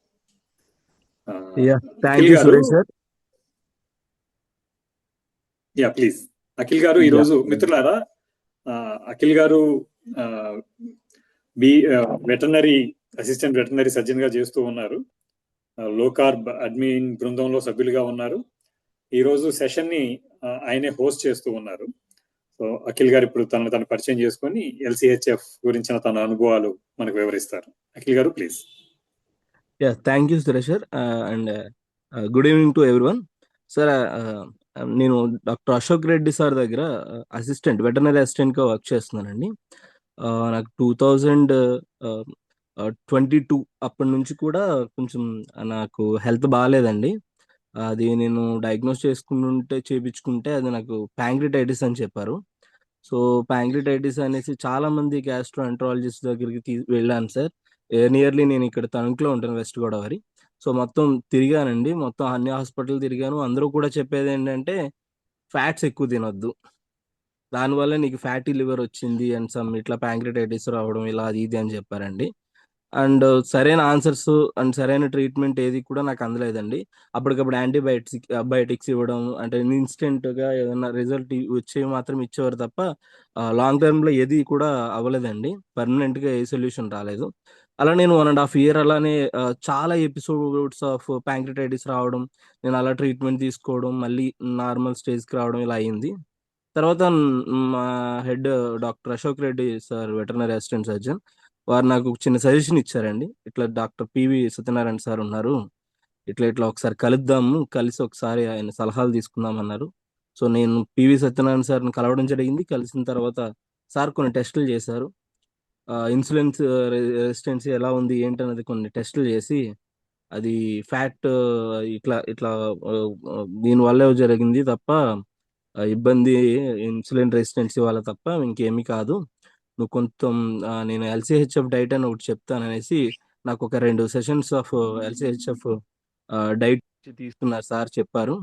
నేను అవి విన్నాను అండ్ అవి రికార్డ్ చేసుకుని నేను ఎవ్రీడే అవి పాటించడం జరిగింది. అవి పాటించిన కొన్ని 3 to 4 monthsలోనే నేను బెస్ట్ రిజల్ట్స్ చూసాను. ఎల్సిహెచ్ఎఫ్ ఎట్లా పనిచేస్తుంది అన్నది నేను అవన్నీ వెయిట్ చూసుకుని మరి తినడం, కార్బోహైడ్రేట్స్ మొత్తం అన్ని తగ్గించడం, ఎంత తీసుకోవాలో అంత తీసుకోవడం, ఇవన్నీ చేయడం వల్ల నేను 1.5 year అయిందండి ఆ డైట్ స్టార్ట్ చేసిన 4 months నుంచి ఇప్పటి వరకు కూడా నాకు మళ్ళీ ఒక్కసారి కూడా ప్యాంక్రియాటైటిస్ రాలేదు. అండ్ నేను ఎవ్రీ మంత్ చెక్ చేసుకుంటాను. అమైలేజ్ అండ్ లైపేజ్ పారామీటర్స్ అన్ని చెక్ చేసుకుంటాను. నాకు ఆల్మోస్ట్ 80 or 60 ఉండే అమైలేజ్ అండ్ లైపేజ్లు 1800 వరకు వెళ్ళాయి, 1600 వరకు వెళ్ళాయి. కానీ ఇప్పుడు అవి నార్మల్ లెవెల్స్ 60-70లోనే ఉన్నాయి తప్ప ఆ 1.5 year నుంచి అండ్ నేను డైట్ స్టార్ట్ చేసినప్పటి నుంచి ఇప్పుడు మళ్ళీ పారామీటర్స్ ఏమీ పెరగలేదు. అండ్ నా ప్యాంక్రియాస్ కూడా రీసెంట్గానే సిటీ అబ్డామిన్ చేయించుకున్నప్పుడు చెప్పారు ప్యాంక్రియాస్ కూడా చాలా బాగుంది అండ్ లివర్ ఇన్ఫెక్షన్స్ కానీ ఇలాంటివి ఏమీ లేవు, అంతా బాగుందని చెప్పారు. Thanks to everyone. Sir PV sir, thank you so much for this guidance sir. And ఎల్సిహెచ్ఎఫ్కి చాలా థ్యాంక్స్ చెప్పుకోవాలి. ఆ డైట్ నన్ను ఇలా చేసింది. అండ్ ఎంగేజ్లో ఉన్నప్పుడు నేను చాలా ఫేస్ చేశాను సార్. హాస్పిటలైజ్ అవ్వడం, ఫ్యామిలీని సఫర్ చేయడం, ఇట్లా చాలా ఇబ్బందులు పడ్డాను. దీనివల్ల నేను కొంచెం ఈ డైట్ వల్ల నేను ప్రస్తుతానికి ఇలా ఉన్నందుకు thank you sir. Thank you so much. Next Somaraju గారిని ఇన్వైట్ చేస్తున్నారు మీరు ఇందాక. సార్ చెప్తే. థ్యాంక్ యూ అఖిల్ గారు. మీ టెస్టిమోనియల్ ఇంకా అనేక మందికి చాలా ఉత్ప్రేరకంగా, ఉత్తేజకరంగా, మార్గదర్శకంగా ఉంటుందని ఆశిస్తున్నాము. అయితే మీరు ఈ విషయంలో మీరు చూపించిన క్రమశిక్షణ, ఈ ఎల్సిహెచ్ఎఫ్ డైట్ ని పాటించడానికి కొంత క్రమశిక్షణ అవసరం అవుతుంది, కొంత వనరులు అవసరం అవుతాయి. అటువంటి క్రమశిక్షణ పాటించి మీరు దీని నుంచి సత్ఫలితాలు పొందడం సంతోషకరం. సార్, డాక్టర్ సోమరాజ్ గారు, ఇప్పటి వరకు వచ్చిన ప్రశ్నల మీద, వాటికి వచ్చిన సమాధానాల మీద, అలానే ఈ సెషన్ మీద, ఎందుకంటే డాక్టర్ పివి గారు అన్నట్లుగా మీరు వీటి మీద వ్యాఖ్యానించడానికి తగిన వారు. You have the very vast experience on heart diseases. So please మీరు ఒక 10 నిమిషాలు, పావు గంట పాటు ఇన్వైటెడ్ కామెంటరీ ఇవ్వాల్సిందిగా ఆహ్వానిస్తున్నాం సార్.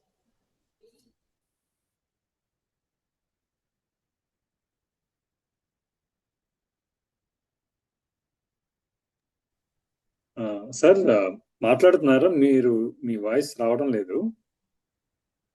మ్యూట్ లో ఉన్నారు డాక్టర్. అది నాకు ఇక్కడ సార్ పేరు లేదు సార్ లిస్ట్ లో. బహుశా ఆయన డిస్కనెక్ట్ అయినాడు. డిస్కనెక్ట్ అయినట్టున్నారు, నాకు కూడా కనిపించట్లేదు. ఇప్పుడే సిగ్నల్ ఇష్యూ వచ్చింది. నేను ఇమీడియట్ కాల్ చేస్తాను సార్ కి. ఓకే, చూడండి, కావాలని కాదు, మళ్ళీ వస్తే ఏమైనా టెక్నికల్ ప్రాబ్లం వల్ల ఏమన్నా మనకి ఇదే ఉండొచ్చేమో. సరే, మిగతా కంటిన్యూ చేద్దాం. ఎప్పుడు జాయిన్ అవుతే అప్పుడు మళ్ళీ ఇన్వైట్ చేద్దాం. మిగతా కంటిన్యూ చేద్దాం. ఓకే సార్, ఈలోగా ప్రశ్నలు తీసుకుందాం మనం. సంజయ్ జీ గారు అడుగుతున్నారు, ఈ చర్చలు, ఇక్కడ జరుగుతున్న ఈ పాఠాలని ఇంగ్లీష్ లో పొందే అవకాశం ఉందా అని అడుగుతున్నారు. Thank you Sanjay ji for your interest on these talks. We are working on it. We hope we will soon we'll be able to make these talks available in English as well. Thank you for your interest. ఆ తర్వాత ఇంకో ప్రశ్న ఉందండి. చెన్నై గారు అడుగుతున్నారు, BP తగ్గడానికి pink salt వాడవచ్చా అని అడుగుతున్నారు. బీపీ తగ్గడానికి ఏం సాల్ట్ అన్నారు? Pink salt. పింక్ సాల్ట్ అన్నది మంచిదేనండి. అది pink salt is more sanitary wise. తర్వాత ఈ ఓపెన్ దాంట్లో ఉన్నటువంటి ఈ సీ సాల్ట్ ఓపెన్ ఫీల్డ్లో ఆరబోస్తారు. అందుకోసమని ఈ బర్డ్ కంటామినేషను, ఈ పక్షులు, ఇవన్నీ కూడా వాళ్ళ ఎక్స్క్రీటా దాంట్లో పడుతూ ఉంటుంది. దాన్ని చేయడం కొద్దిగా కష్టం, క్లీన్ చేయడం. అలా కాకుండా ఈ హిమాలయన్ పింక్ సాల్ట్, ఇవి పర్వతాల లోపల నుంచి తవ్వుతారు.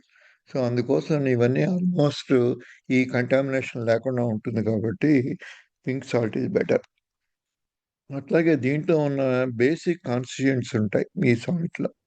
ఈ హిమాలయన్ పింక్ సాల్ట్‌లో ఒక 7, 8 మెటల్స్ ఈ సీ వాటర్‌లో లేని వాటి కన్నా ఎక్కువుంటాయి.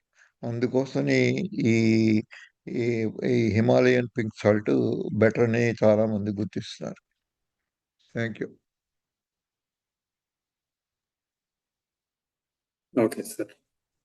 శ్రేష్ఠ గారు ఇంతకు ముందు ఆయన హెచ్డిఎల్ స్కోర్ ఇచ్చి హెచ్డిఎల్ పెంచుకోవడం ఎలాగా అని అడిగినప్పుడు మీరు పూర్తి వివరాలు కావాలని అడిగారు. ఆమె మళ్ళీ LDL 210 అంటూ దానికి ఒక అదనపు సమాచారం ఇచ్చారు. అంతకుమించి ఇంకేమీ ఇవ్వలేదు. మీరేమన్నా రెస్పాండ్ అవుతారా? ఇన్సల్ట్ చేస్తే మంచిదండి వాళ్ళు. ఎందుకంటే ఇన్‌అడెక్వేట్ ఇన్ఫర్మేషన్ తోటి నేను ఏం చెప్పినా గానీ తప్పులయ్యే అవకాశాలు కూడా ఉన్నాయి. అలాగే దీంట్లో విక్రమ్ రెడ్డి గారు ఎవరో అడిగారు, ఎల్‌సిహెచ్‌ఓలో కార్బ్ ఇంటేక్ ఎంత పర్సెంట్‌కి పరిమితం చేయాలి? ఇవన్నీ టెస్టులు చేసిన తర్వాతే మనం చెప్పగలం గానీ, ఏ టెస్టులు చేయకుండా ఉజ్జాయింపుగా అందరికీ ఒకేటి టీ షర్ట్ ఇచ్చితే ఎంత ఘోరంగా ఉంటుందో అదే పద్ధతి దీంట్లో కూడా ఉంటుంది. సో, వాళ్ళకున్న ఇన్సులిన్ రెసిస్టెన్స్ ఎంత? వాళ్ళకున్నటువంటి ఏ పరిమితుల్లో వచ్చింది? వాళ్ళు తీసుకుంటున్న కార్బోహైడ్రేట్స్ ఎన్ని? వీటన్నిటిని అవగాహన లేకుండా ఏదో ఒక చిన్న ఫార్ములా డైట్ లాగా ఇది తగ్గించు, ఇది పెంచు అని చెబితే దానివల్ల ఎక్కువ హాని జరిగే అవకాశాలు చాలా మందికున్నాయి. సో, అందరూ చాలామంది ఈ డైటీషియన్స్ అందరూ వచ్చి ఇది తగ్గించు, అది పెంచు అని చెప్పేదానికి అలవాటు పడిపోయి, మనం కూడా అంత సింపుల్ సొల్యూషన్స్ ఉన్నాయని అనుకుంటున్నాము. మనం తెలియవలసింది ఏంటంటే అన్ని పరిస్థితుల్లోనూ ఆ అవకాశాలు అందరికీ లేవు. అది మనం ఇండివిడ్యువల్‌గా టెస్ట్ చేసి, కస్టమైజ్ చేసి, వాళ్ళకి ఇవ్వాల్సినటువంటి డైట్ అడ్వైజే ఇవ్వగలుగుతాం. దాన్ని పూర్తిగా గుర్తించాలి. Next. Thank you. Okay sir. ఏవి సుబ్రహ్మణ్యం గారు అడుగుతున్నారు. హ్మ్. 69 సంవత్సరాల వయసు ఉన్న పురుషునికి సిటీ కాల్షియం స్కోర్ 2000 ఉంటే ఎటువంటి జాగ్రత్తలు తీసుకోవాలి? 2000 అనేది కొద్దిగా డేంజరస్ జోన్‌లోకి వెళ్ళినట్టేనండి. అది 1000 దాటిన దగ్గర నుంచి అది డేంజరస్ జోన్‌లో ఉన్నట్టే. దాంట్లో మనం చేయవలసిందేంటంటే కొరనరీ సీటీ యాంజియో చేసి ఇది వాల్‌లో ఉందా? ఇంట్రా ల్యూమినల్‌లో ఉందా? వితిన్ ద బ్లడ్ వెసల్ లోపల ఉందా? అన్నది తెలుసుకొని అది బ్లడ్ వెసల్ లోపల ఉన్నట్టయితే దానికి సింప్టమ్స్ ఏమైనా ఉంటే ముఖ్యంగా ఈసీజీ గానీ, స్ట్రెస్ టెస్ట్ గానీ అలాగే కొరనరీ యాంజియోగ్రామ్ గాని చేసుకొని మిగతా బ్లడ్ వెసల్స్‌లో గనక ఈ అబ్స్ట్రక్టివ్ పెథాలజీ ఉన్నట్టయితే 70% కన్నా ఎక్కువ ఏ రక్తనాళాలైనా మూసుకుపోయినట్టయితే దానికి యాంజియోప్లాస్టీ గానీ, సర్జరీ గానీ అవసరం వస్తుంది. దాన్ని 2000 అనేది అంత ఈజీగా తీసుకోవద్దు. అది మనం ఎంతవరకు ఈజీగా తీసుకోకూడదంటే, అది మనం ల్యూమిన్‌లో లేదు, వాల్‌లోనే ఉంది. దానివల్ల ప్రమాదం లేదు అని నిర్ధారణ చేసుకునేదాకా దాన్నంత ఈజీగా తీసుకోవద్దు. ఎప్పుడైనా sudden attacks, sudden heart attack రావడం ఇవన్నీ జరిగే అవకాశం ఎంతైనా ఉంది. పైగా అది లెఫ్ట్ మెయిన్‌లో ఉందా? ఎల్‌జేడీలో ఉందా? లేతే రైట్ కొర్నరీలో ఉందా? అన్నది కూడా ఇంపార్టెంట్. లెఫ్ట్ మెయిన్‌లో గనక 2000 ఉన్నట్టయితే అది ఇంకా ఎక్కువ మనం ఎమర్జెన్సీగా చేయాల్సిన అవసరం ఉంటుంది.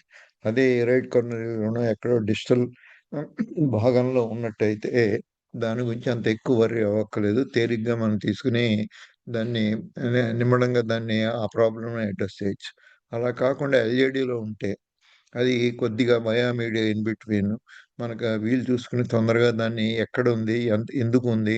అన్న దాన్ని అవగాహన పెంచుకున్నప్పుడు మాత్రమే దాన్ని తేలిగ్గా తీసుకోవాలి తప్ప కాల్షియం స్కోర్‌లో 2000 దాటింది అంటే అది ప్రమాదస్తుయే. మేము 1000, 1200 దాటిన తర్వాతనుంచి దాన్ని పరిగణలో తీసుకుంటాం. దానికి చేయవలసిన పరీక్షలన్నీ చేస్తాం మేము. చేసి ముఖ్యంగా అది ఎక్కడుంది? ఏ ప్రాంతంలో ఉంది? దానివల్ల జరిగేటువంటి ఈ హార్ట్‌లో ఏమన్నా ఈసీజీలో గానీ, ఎకోలో గానీ, ఈ ఉన్న వేరియస్ ఆహ్, టీఎంటీ టెస్ట్‌లు గానీ, లేకపోతే థాలియం టెస్ట్‌లు గానీ, ఇవన్నీ చేసి దీనివల్ల ప్రమాదం లేదు అనుకునేదాకా దాన్ని సీరియస్‌గానే గుర్తించాలి. Thank you. Okay sir. Krishna గారు అడుగుతున్నారు, హోమోసిస్టీన్ టెస్ట్ యొక్క ప్రాధాన్యత ఏమిటి? ఇది ఎవరెవరు చేయించుకోవాల్సి ఉంటుంది? ఈ మేజర్ రిస్క్ ఫ్యాక్టర్స్ అన్నవి హార్ట్ డిసీజ్‌కి 4. వాటిలో ఏంటంటే మనకున్న high blood pressure, high blood sugar, HDL తక్కువ ఉండడం, ఎల్‌డీఎల్ ఎక్కువ ఉండడం, అలాగే బీపీ ఉండడం. వీటిల్ని మేజర్ రిస్క్ ఫ్యాక్టర్స్ అంటారు. అలా కాకుండా హోమోసిస్టీన్ అది ఎంత ఎక్కువ ఉంటే 13, 12 కన్నా ఎక్కువ ఉన్నట్టయితే అది మైనర్ రిస్క్ ఫ్యాక్టర్గా మనం గుర్తిస్తాం. అలాగే మనకు ఉన్నటువంటి లైపోప్రోటీన్స్ అలా ఇంకా చాలా చిన్న చిన్న ఫ్యాక్టర్స్ చాలా ఉన్నాయి, ఇన్ఫ్లమేటరీ మార్కర్స్. అటువంటి వాటిలో చాలా ఇంపార్టెంట్ అయింది హోమోసిస్టీన్. ఈ హోమోసిస్టీన్ ఎంత ఎక్కువ ఉంటే అంత ప్రమాదం అనేది మనం గుర్తించాం. సో ఒకవేళ హోమోసిస్టీన్ 15, 16 కన్నా ఎక్కువ ఉంది అంటే దానికి ఇంపార్టెన్స్ ఇచ్చి దానివల్ల జరిగే నష్టాన్ని గుర్తించి లిపిడ్ ప్రొఫైల్లో ఈ హోమోసిస్టీన్ అన్నది కూడా 2 కలిపి లిపిడ్ ప్రొఫైల్ నార్మల్గా ఉండి కొన్నరీ ఆర్టరీ కాల్షియం స్కోర్లో పెద్ద ఎక్కువ ప్రాబ్లం లేదనుకున్నప్పుడు ఈ హోమోసిస్టీన్కి అంత ఇంపార్టెన్స్ ఇవ్వం. కానీ వీటిలో ఏమాత్రం తేడా ఉన్నా హోమోసిస్టీన్ ఎక్కువ ఉన్నప్పుడు ఆ హోమోసిస్టీన్ ఏ విధంగా తగ్గించాలి అన్న దాన్ని మనం స్టడీ చేసి వాళ్ళకి ఆ హోమోసిస్టీన్ తగ్గించేటువంటి ట్రీట్మెంట్ ఇస్తాం. అప్పుడు ఈ హోమోసిస్టీన్ పెరగకుండా అది 15 కన్నా తక్కువ ఉన్నప్పుడు దీనివల్ల నష్టం జరగదు. అప్పటిదాకా దాని కొన్ని హోమోసిస్టీన్ని సెకండరీ రిస్క్ ఫ్యాక్టర్స్ అంటారు. ప్రైమరీ కాదు కానీ సెకండరీ. దాన్ని ఆ విధంగానే పరిగణన తీసుకోవాలి. Thank you. Okay sir. Sameer Basha గారు అడుగుతున్నారు, అది కొంత కంటెస్టబుల్ ఉంది. నేను ముందు ఇంగ్లీష్ లోనే చదువుతాను సార్ ప్రశ్న. I understood that cholesterol is good for overall health. I also learned that some studies revealed heart patients who are on statins which reduce cholesterol had slight advantage over those who are on placebo. How is it possible? ఒకసారి మన తెలుగు మిత్రుల కోసం కూడా తెలుగులో చెప్తాను sir, మీరు answer ఇద్దరు. Cholesterol అనేది మొత్తంగా గుండె ఆరోగ్యానికి మంచిది అనేది నాకు అర్థమైంది. బహుశా మీ ప్రసంగాల ద్వారా అని ఆయన ఉద్దేశం అయి ఉండొచ్చు, ఇక్కడ రాయలేదు. అలానే కొలెస్ట్రాల్ ని తగ్గించే స్టాటిన్ మందులు వాడుతున్న వారికి ప్లాసిబో అంటే స్టాటిన్ మందు కాకుండా ఎటువంటి మందు లేని ప్లాసిబో మీద ఉన్న వాళ్ళకంటే ఈ స్టాటిన్ మందులు వాడుతున్న వాళ్ళలో కొంత అడ్వాంటేజ్ ఉంది అన్నారు. అడ్వాంటేజ్ ఏంటి అనేది నిర్దిష్టంగా మెన్షన్ చేయలేదు. సో అంటే కొలెస్ట్రాల్ ని తగ్గించే మందులు అడ్వాంటేజ్ ఎలా చూపించాయి? ఒకవైపు కొలెస్ట్రాల్ ఆరోగ్యానికి మంచిదైతే దీన్ని ఎలా సాధ్యమో వివరించగలరు అని అడుగుతున్నారు. సార్ ఇది చాలా మంచి క్వశ్చన్. ఇది కొలెస్ట్రాల్ అన్నది ఒక లెవెల్ దాకా మంచి చేస్తుంది. ఒక లెవెల్ మించి ఉన్నట్టయితే అది హాని చేసే అవకాశం. పైగా మనం ఇంతకుముందు దాకా మనం చాలాసార్లు కొలెస్ట్రాల్ గురించి మాట్లాడినప్పుడు కొలెస్ట్రాల్ కన్నా కూడా ఈ కొలెస్ట్రాల్ని కవర్ చేస్తున్న లైపోప్రోటీన్ ఆ covering more dangerous than the cholesterol itself. అంచేత మనం కొలెస్ట్రాల్ తగ్గించిన మాత్రాన కొలెస్ట్రాల్ టోటల్ క్వాంటిటీ తగ్గి ఆ మాలిక్యూల్స్ ఉన్నటువంటి కవరింగ్ కూడా తగ్గుతుంది. ఆ విధంగా ఇండైరెక్ట్గా కొలెస్ట్రాల్ తగ్గించడం వల్ల మీకు కొన్ని బెనిఫిట్స్ ఉన్నాయి ఎక్కువ ఉన్నప్పుడు. అలాగే ఆ ఎక్కువ ఉన్న కొలెస్ట్రాల్ మనకి హాని చేస్తుందా లేదా అన్నది కనిపెట్టడానికి కూడా చాలా ముఖ్యమైన టెస్టులు ఉన్నాయి. అవన్నీ చేసుకున్నప్పుడు మాత్రమే కొలెస్ట్రాల్ తగ్గించడంలో ఉపయోగం అని తెలిసినప్పుడు మాత్రమే మనం స్టాటిన్స్ లేకపోతే కొలెస్ట్రాల్ తగ్గించే మిగతా ప్రయత్నాలు చేయాలి తప్ప అలా కాకుండా కొలెస్ట్రాల్ ఒకటి ఎక్కువ ఉంది కదా అందుకోసమని గుండె జబ్బు పెరిగిపోతుంది కాబట్టి ఈ స్టాటిన్స్ అందరికీ యూనిఫామ్గా వాడే ప్రజెంట్ ఫిలాసఫీ అన్నది కరెక్ట్ కాదు. ఎందుకంటే స్టాటిన్స్ వల్ల అది కొలెస్ట్రాల్ని కొలెస్ట్రాల్ని కవర్ చేస్తున్న లైపోప్రోటీన్స్ని కొంతవరకు తగ్గించినా అది చేసే హార్మ్ఫుల్ ఎఫెక్ట్స్ చాలా ఎక్కువ ఉంటాయి. మనం ఎప్పుడైతే మనం హార్మ్ఫుల్ ఎఫెక్ట్స్ ఉన్నా కొన్ని సైడ్ ఎఫెక్ట్స్ ఉన్నా కొన్ని టాక్సిక్ ఎఫెక్ట్స్ ఉన్నా కొన్ని మందులు ఎందుకు ఇస్తామంటే అది కలగజేసే మెయిన్ ఎఫెక్టు అది ఇంపార్టెంట్. అది జరగని పక్షంలో మన ఆరోగ్యం ఇంకా చెడిపోతుంది. ఈ ఉన్న సైడ్ ఎఫెక్ట్స్ కొంతవరకు ఉన్నా కానీ అవి మనకు తెలిసినా కానీ వాటిని నిరోధించడానికి వేరే మార్గాలు ఆలోచిస్తాం.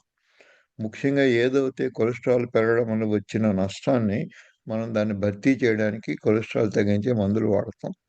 అందులో అంత కాంట్రడిక్షన్ లేదు. కానీ మనకి ఇస్తున్న రొటీన్ ప్రాక్టీస్ కార్డియాలజిస్టులు, ఫిజిషియన్స్, ఎంతోమంది ఈ న్యూరాలజిస్టులు, గ్యాస్ట్రోఎంట్రాలజిస్టులు అందరూ స్టాటిన్స్ని ఇవన్నీ పరిగణనలో తీసుకోకుండానే కొద్దిగా కొలెస్ట్రాల్ పెరిగింది, ఎల్డిఎల్ పెరిగింది, అందుకోసం కొలెస్ట్రాల్ వాడు, ఈ మందులు స్టాటిన్స్ వాడండి అని చెప్పడం వల్ల వచ్చిన నష్టం ఇదంతా.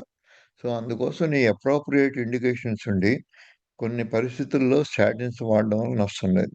కానీ మనం వాడుతున్న స్టాటిన్స్ అవసరం ఉండి వాడుతున్నామా? లేక ఒక భయంతో వాడుతున్నామా అనేది ఇంపార్టెంట్. సో, ఈ క్లారిటీ లేనంత కాలము మనం ఇండిస్క్రిమినేట్‌గా వాడితే ఎక్కువ నష్టాలున్నాయి అన్నది ఈ మధ్య లిటరేచర్‌లో ఎక్కువ ప్రూవ్ అవుతోంది. సో, వీటన్నిటిని పరిగణనలో తీసుకొని, ఇవన్నీ అర్థం చేసుకునే ఫిజిషియన్స్ గానీ, డాక్టర్‌లను గానీ, కార్డియాలజిస్ట్‌లని గానీ కలిసినప్పుడు మీకు విపులంగా వివరించి దీని ఫలితాలు ఉన్నప్పుడు మాత్రమే ఇవి వాడండి. లేకపోతే ఈ కొలెస్ట్రాల్ వల్ల జరిగే నష్టాలు ఎక్కువ సార్లు సైడ్ ఎఫెక్ట్స్, ఈ మెమరీ దెబ్బతినడం, అలాగే దీనివల్ల వచ్చే క్యాన్సర్లు పెరగడము, అలాగే మీకున్నటువంటి ఈ ఎన్నో అదర్ రకాల జబ్బులన్నీ కూడా ఈ కొలెస్ట్రాల్ తగ్గిపోవడం వల్ల వస్తాయి.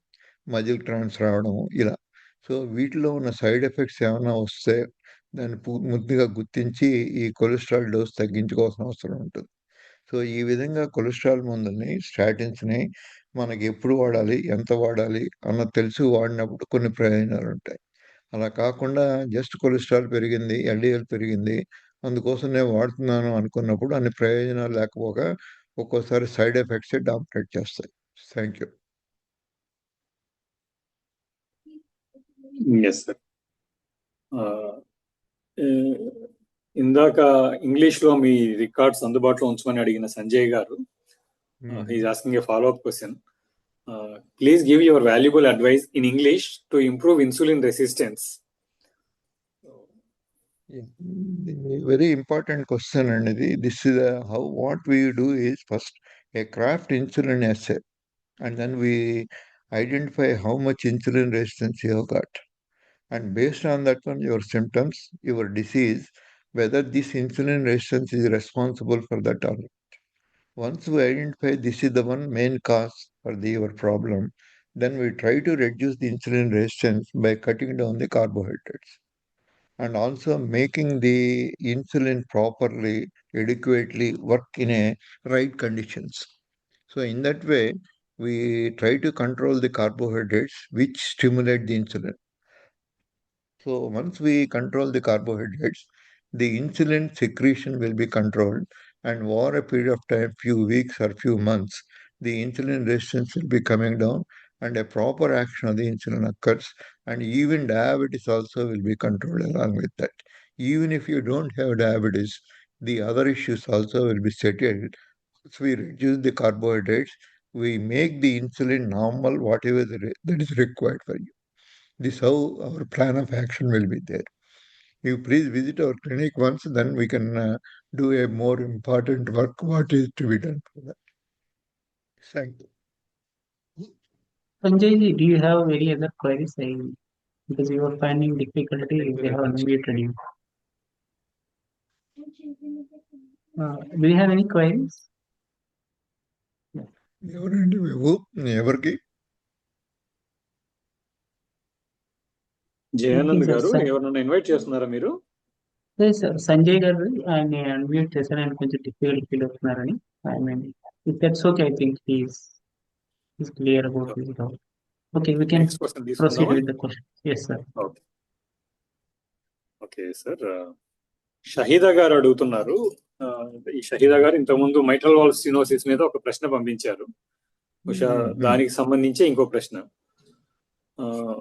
మైట్రల్ స్టెనోసిస్ ఉన్న పేషెంట్ కి డయాబెటీస్ కూడా ఉన్నట్లయితే కార్నివోర్ కీటో డయట్ గుండె ఆరోగ్యాన్ని ప్రభావితం చేయకుండా, గుండె ఆరోగ్యాన్ని దెబ్బతీయకుండా డయాబెటీస్ మేనేజ్ చేయడంలో సహాయపడుతుందా అని అడుగుతున్నారు. డెఫినెట్గా అండి, డయాబెటీస్ దాకా ఈ కార్నివోర్ డైట్ ఉపయోగపడుతుంది. కానీ ఆల్రెడీ మూసుకుపోయిన మైట్రల్ వాల్వ్ని ఇది అంత దాన్ని ఇంప్రూవ్ చేసే శక్తి దీనికి లేదు.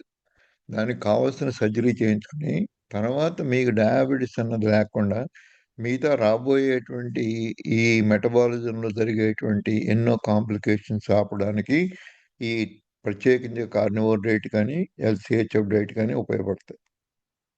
ఈ కార్నివోర్ డైట్ అనేది అందరూ ఎక్కువ కాలం చేసే అవకాశం ఈ దేశంలో కనపట్లేదు. ఎంత లేదన్నా పచ్చి మాంసం తినడం కష్టం, అలాగే వండకుండా తినడం చాలా కష్టం. వండడం మొదలుపెట్టిన తర్వాత వాటిలో వాడే అల్లం, వెల్లుల్లిపాయలు, జీలకర్ర, మిరియాలు ఇవన్నీ కూడా ప్లాంట్ ప్రొడక్ట్స్. అవన్నీ లేకుండా పూర్తి కార్నివోర్ 100% కార్నివోర్ అన్నది మామూలుగా ఉన్నటువంటి ఈ సభ్య సమాజంలో వీలు పడే అవకాశం లేదు.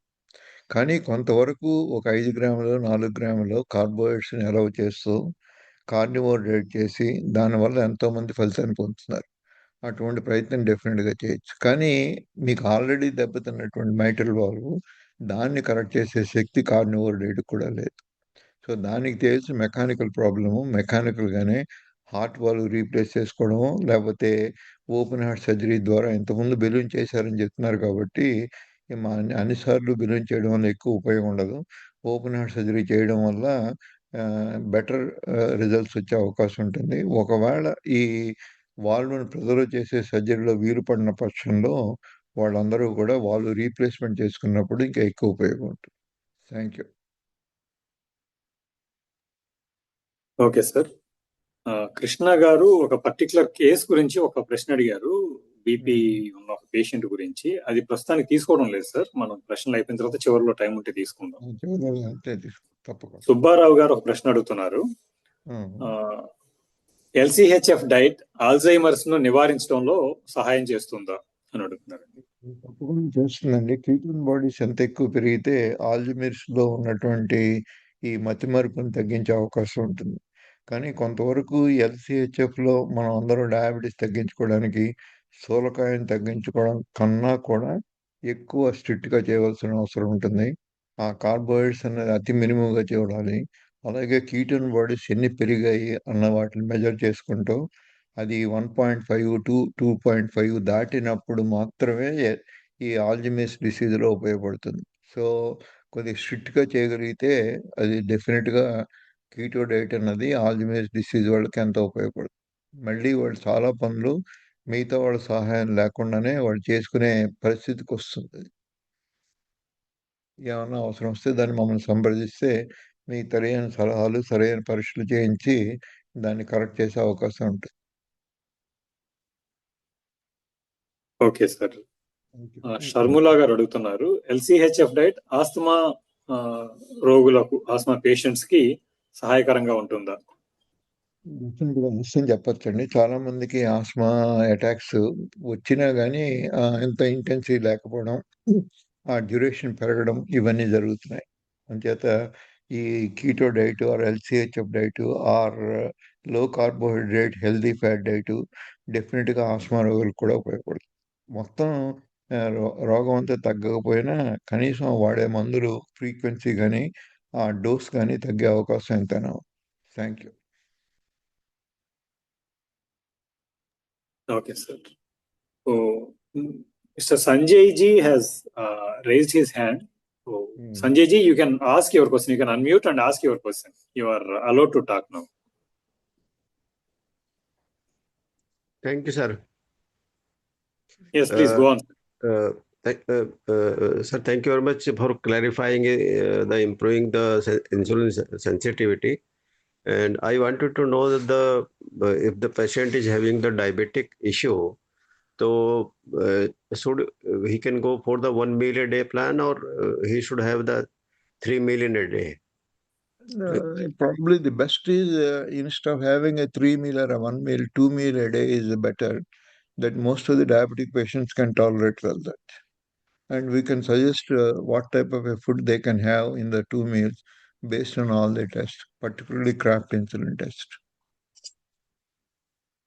Yes, sir. But sir, many doctors suggest that the diabetic patient should eat every 2 hours a small meal. Why they are suggesting this thing? Yeah, because their understanding is like that. I can't blame them. That is the standard textbook say that. And they don't have any understanding about the Kraft insulin resistance. And these are some gaps are there in the mainstream doctors and in the contemporary knowledge what is accumulated. ఈ ప్రాంతాల్లో ఉన్నటువంటి ఈ knowledge అక్యుములేషన్కి వాళ్ళకి కొన్ని gaps ఉండడం వల్ల అటువంటి concepts వచ్చాయి. We have got enough experience now 2 meals a day తోటి చాలా మందికి డయాబెటీస్ తగ్గించగలరు without any drugs.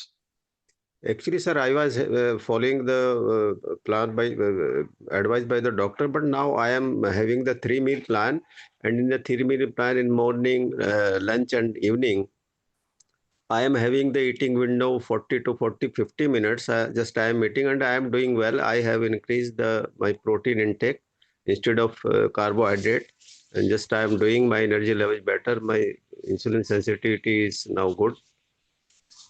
Sanjay ji what PV sir is saying is like आप एक बार हैदराबाद आके सर से मिलिए और टेस्ट करवा के उसके हिसाब से पीवी सर आपको जो शेड्यूल या डाइट फॉलो करनी है उसके हिसाब से बताएंगे सर सो यू आप जो बता रहे that is with respect to the other doctors but PV sir what PV sir बोलेंगे ना as per the craft and he has his vast experience and he has I mean, practice this over the years and so many people got good results. आप एक बार इधर आइए आप PV sir से मिल के उसकी टेस्ट के हिसाब से सर बताएंगे आपको क्या फॉलो करना है Right, sir. इसके Actually, बाद just Mr.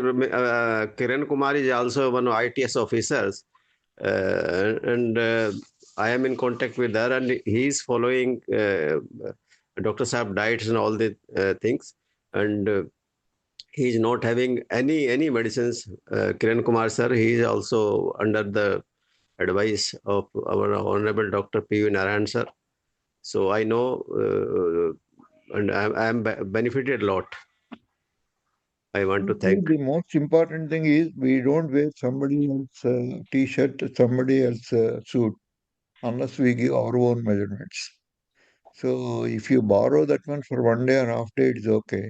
But you to continue to wear the somebody else dimensions and then his suit to you, it may not be suitable all the time. You have to undergo those tests yourself and how it is going to be changed, and then you can assess your improvement based on this biological tests and in the various modalities. That's how strongly we suggest.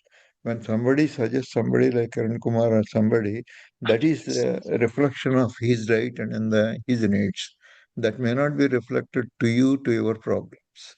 So you better undergo the tests which are customized to you, and then we can interpret your health situation and those results and how best that we can control by doing so many dietary changes and to achieve the best results. Okay, sir. Yeah, let's move on to the next question now. Rambabu గారు అడుగుతున్నారు, obesity తగ్గడం కోసం LCHF diet ప్రారంభించి 6 నెలల్లో లక్ష్యం సాధించిన తరువాత కూడా ఇదే డైట్ కంటిన్యూ చేయాలా, ఏ మేరకు మార్పులు చేసుకోవచ్చు అని అడుగుతున్నారు. దానికి మీరు చేసుకున్న craft insulin test one of the most important guide. మీకున్నటువంటి ఇన్సులిన్ ఎంతవరకు మీకు సెక్రెట్ అవుతుంది, ఏ విధమైన పరిస్థితుల్లో ఎంత ఇన్సులిన్ రెసిడ్యూస్ ఉన్నాయి అన్న దాన్ని బట్టి ఆధారపడి జీవితాంతం చేయాలంటే కొంతమంది చేయక్కర్లేదు. కానీ కొద్దిమందికి వెంటనే ఈ మళ్ళీ వెయిట్ గెయిన్ ఇవన్నీ జరుగుతున్నాయంటే మళ్ళీ దాన్ని చేయవలసిన అవసరం ఉంటుంది. కానీ అందరికీ ఏదో కొన్ని మార్పులు చేయకుండా ఒరిజినల్గా ఏ డైట్ అయితే తింటే వాళ్ళకి ఒబేసిటీ వచ్చిందో ఆ స్టేజ్కి వెళ్ళే అవకాశం ఎప్పుడూ ఉండదు. కానీ దాంట్లో కొన్ని మార్పులు చేయాలి, కొన్ని రిలాక్సేషన్ ఉంటుంది, వాళ్ళు తినేటువంటి కార్బోహైడ్రేట్స్ సంఖ్య కొద్దిగా పెరిగే అవకాశం ఉంటుంది. కానీ పూర్తిగా అంతకుముందు ఎలా తింటే ఒబేసిటీ వచ్చిందో ఆ లెవెల్కి మాత్రం వెళ్ళారు. కానీ ఇవన్నీ ఏ టెస్టులు చేయకుండా అంతా ఉజ్జాయింపుగా పక్కింటి వాళ్ళ యొక్క చరిత్ర విని మనం అవలంబిస్తే వచ్చే ఫలితాలు ఎక్కువ సార్లు మనం మెజర్ చేయలేము, వాటిని కాపాడుకోలేము. ఎవరికి వాళ్ళు ఆ టెస్టులు చేసుకుని ఆ టెస్టుల ప్రకారమే మీరు తీసుకోవాల్సిన నిర్ణయం ఎంతవరకు రిలాక్స్ అవ్వచ్చు అన్నది ఈ క్రాఫ్ట్ ఇన్సులిన్ టెస్ట్. మిగతా ఉన్న మీ ట్రైగ్లిసరైడ్స్, మీకున్న LDL, ఇవి ఉన్నటువంటి ఈ ఫ్యాటీ టిష్యూ యొక్క లక్షణాలు, ఇవన్నీ మనం ఏవైతే అవసరమో ఏవైతే ముందు మార్పులు చెందాయో వాటిని మళ్ళీ మెజర్ చేసి ఎంతవరకు కంటిన్యూ చేయాలన్నది చెప్తాం డెఫినెట్గా. కానీ అందరికీ 3 నెలలు 6 నెలలు అన్న ఈ టైం పీరియడ్ అందరికీ వర్తించదు. కొంతమందికి 3 నెలలు తగ్గచ్చు, కొంతమందికి 6 నెలలు పట్టచ్చు. మీకు లక్కీగా 6 నెలలు తగ్గినాయి ఇవి, అది సంతోషం. ఈ 6 నెలల్లో జరిగిన ఫలితాన్ని మనం ఎన్ని రోజులు కాపాడుకోగలము అన్నది ఈ ముందు వెనకాల మనం పరీక్షలు చేయించుకుని ఉంటే కొంతవరకు ఎడ్యుకేటెడ్ గెస్ చేసేవాళ్ళం. ముందు టెస్టులు లేకుండా ఇప్పుడు టెస్టులు చేసినా ఇది ఇలాగే మనం నిలబెట్టుకోగలమా లేదా అన్నది ఈ కంపారిజన్ లేనప్పుడు ఈ గెస్ వర్క్ మనం తప్పే అవకాశాలు కూడా అవకాశం ఉంది. సో ఇప్పటికైనా మీరు మీ టెస్టులు చేయించుకుని కనీసం దాన్ని ఎలా కాపాడుకోవాలి, దాంట్లో వచ్చే మార్పులను బట్టి మనం ఒబేసిటీ అనేది రాకుండా చాలా మటుకు జాగ్రత్త పడితే మనం ఇంతకుముందు పడిన కష్టాలు రాకుండా మనం నెరవేర్చుకునే అవకాశం ఎంతైనా ఉంది. Okay sir. లక్ష్మి గారు ఇంతకుముందు ఎంసీఎంఎఫ్ డైట్ మీద ప్రశ్న అడిగినప్పుడు మీరు మరికొంత సమాచారం ఇస్తే బాగుంటుంది అన్నారు. దానికి by medium saturated fat I meant only quantity of saturated fat intake అని ఒక సమాచారం ఇచ్చారు. ఇది కూడా సమగ్రంగా లేదని నాకు అనిపిస్తుంది, బట్ మీరు రెస్పాండ్ అవ్వండి. నాకు కూడా అనిపిస్తుంది అది. ది మీడియం చైన్ ట్రైగ్లిసరైడ్స్ అనేది ఒక రకమైన ఫ్యాట్ ఉంది, కోకోనట్ ఆయిల్ ఇవన్నీ అవి ఎంతో ఆరోగ్యకరమైనవి. అలా కాకుండా అన్నిటినీ మనం వొకాబులరీ సరిగ్గా వాడకపోతే మీరు దేన్ని దృష్టిలో పెట్టుకుని మాట్లాడుతున్నారో అన్నది నాకు తెలియట్లేదు. అలాగే fully saturated fats like butter, ghee ఇవన్నీ కూడా లాంగ్ చైన్ ఫ్యాటీ యాసిడ్స్గా వస్తాయి. అది చాలా మట్టుకు ఉపయోగం.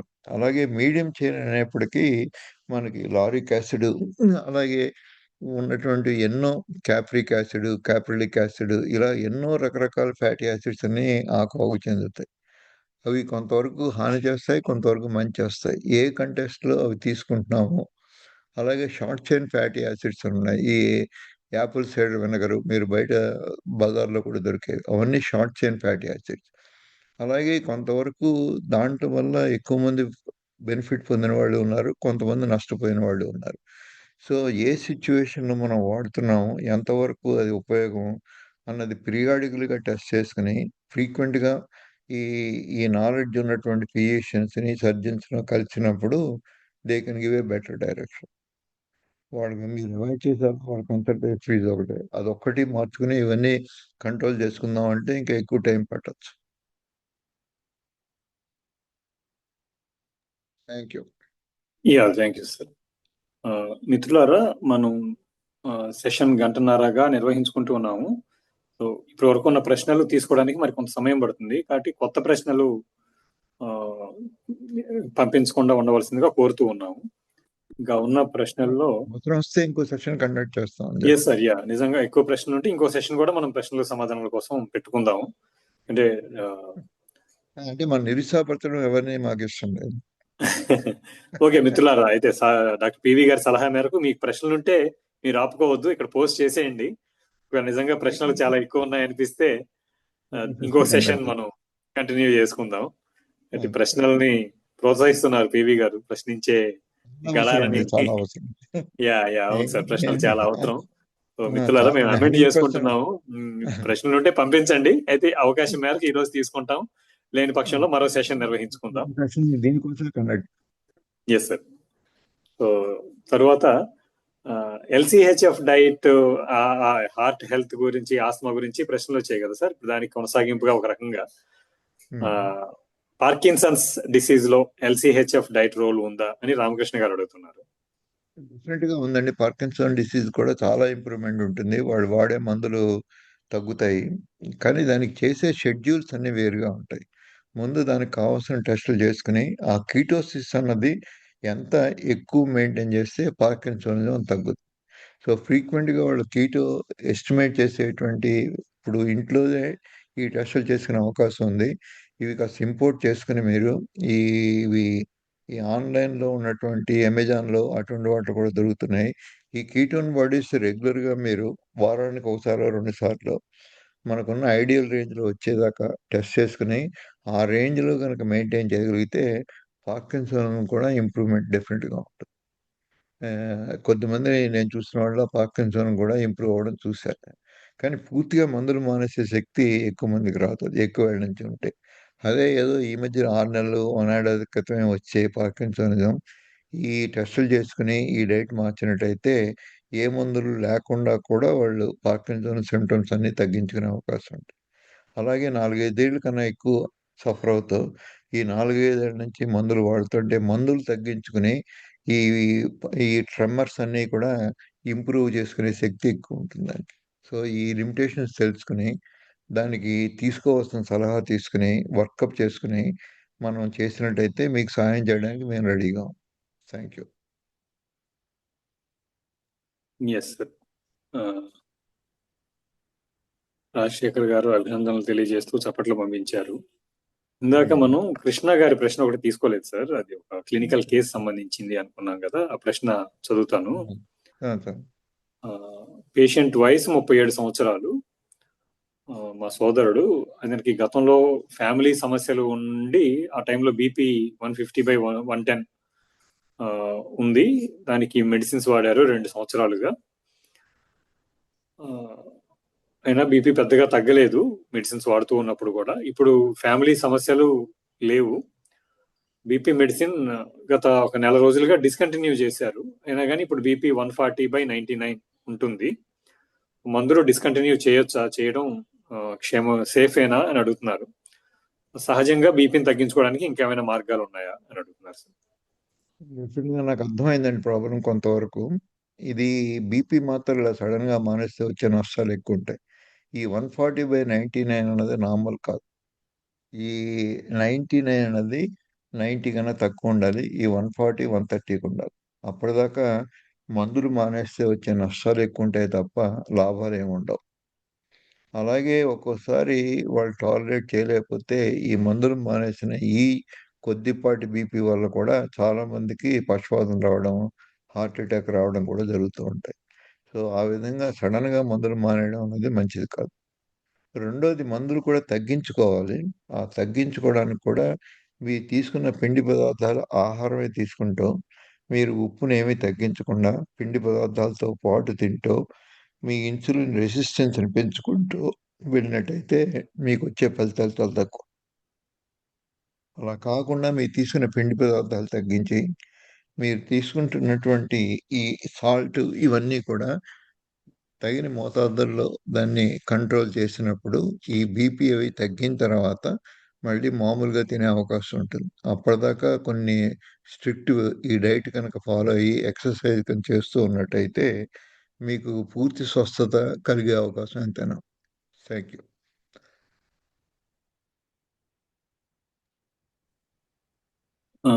నెక్స్ట్ డాక్టర్ ఇవి గారు, సార్ మనకి ఇక్కడ వచ్చిన ప్రశ్నలన్నీ మనం తీసుకున్నాము.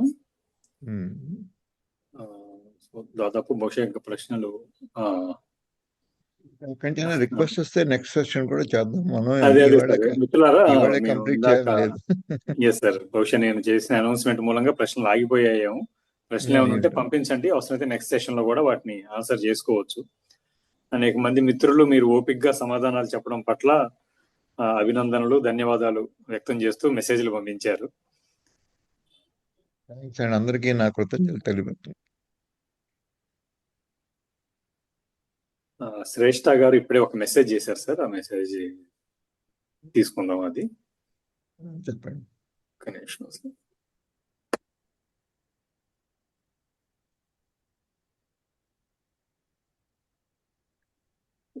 ఎల్సిహెచ్ఎఫ్ డయాబెటీస్ రివర్సల్ కి మా అంకుల్స్ చేశారు.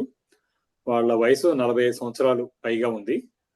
రిపోర్ట్ కూడా HbA1c బాగా వచ్చింది, కానీ థైరాయిడ్ రిపోర్ట్ అబ్నార్మల్ గా వచ్చింది అని చెప్తున్నారు. శ్రేష్ఠ గారి నుంచి వచ్చింది ఈ ప్రశ్న. థైరాయిడ్ మందులు వాడుకోవాల్సిన అవసరం ఉంటుంది కొంతకాలం. అది కూడా లాంగ్ రన్ లో తగ్గే అవకాశం ఉంటుంది, కానీ అది అబ్నార్మల్ గా ఉంటే మందులు అయితే మాత్రం డెఫినెట్ గా వాడుకోవాలి.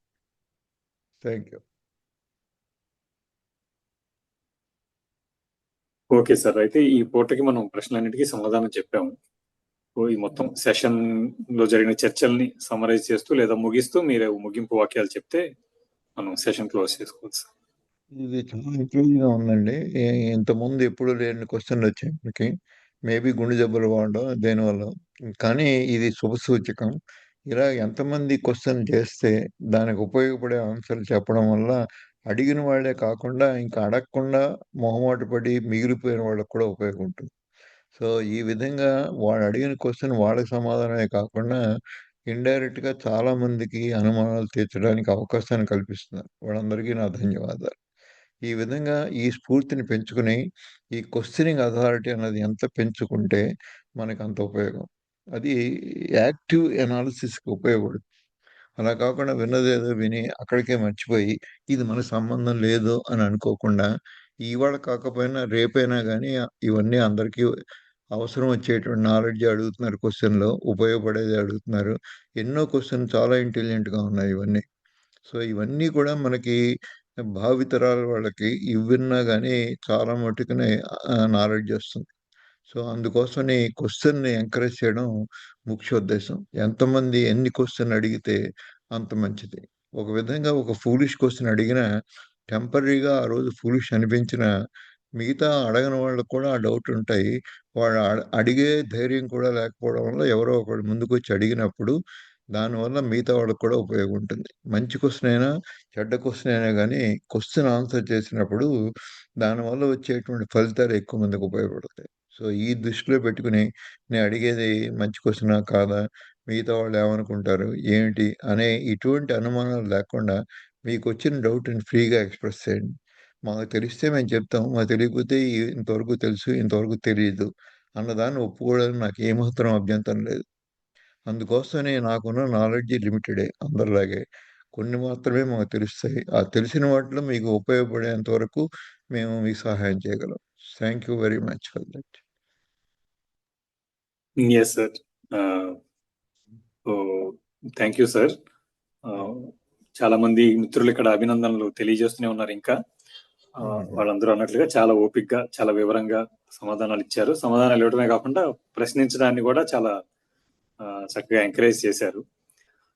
మిత్రులారా, మొత్తం లో కార్బ్ స్కూల్ నిర్వహణ బృందం తరపున ప్రశ్నలు అడిగిన మిత్రులందరికీ, అలానే ఈ సెషన్ లో హాజరయ్యి పాల్గొన్న మిత్రులందరికీ ప్రత్యేకంగా ధన్యవాదాలు.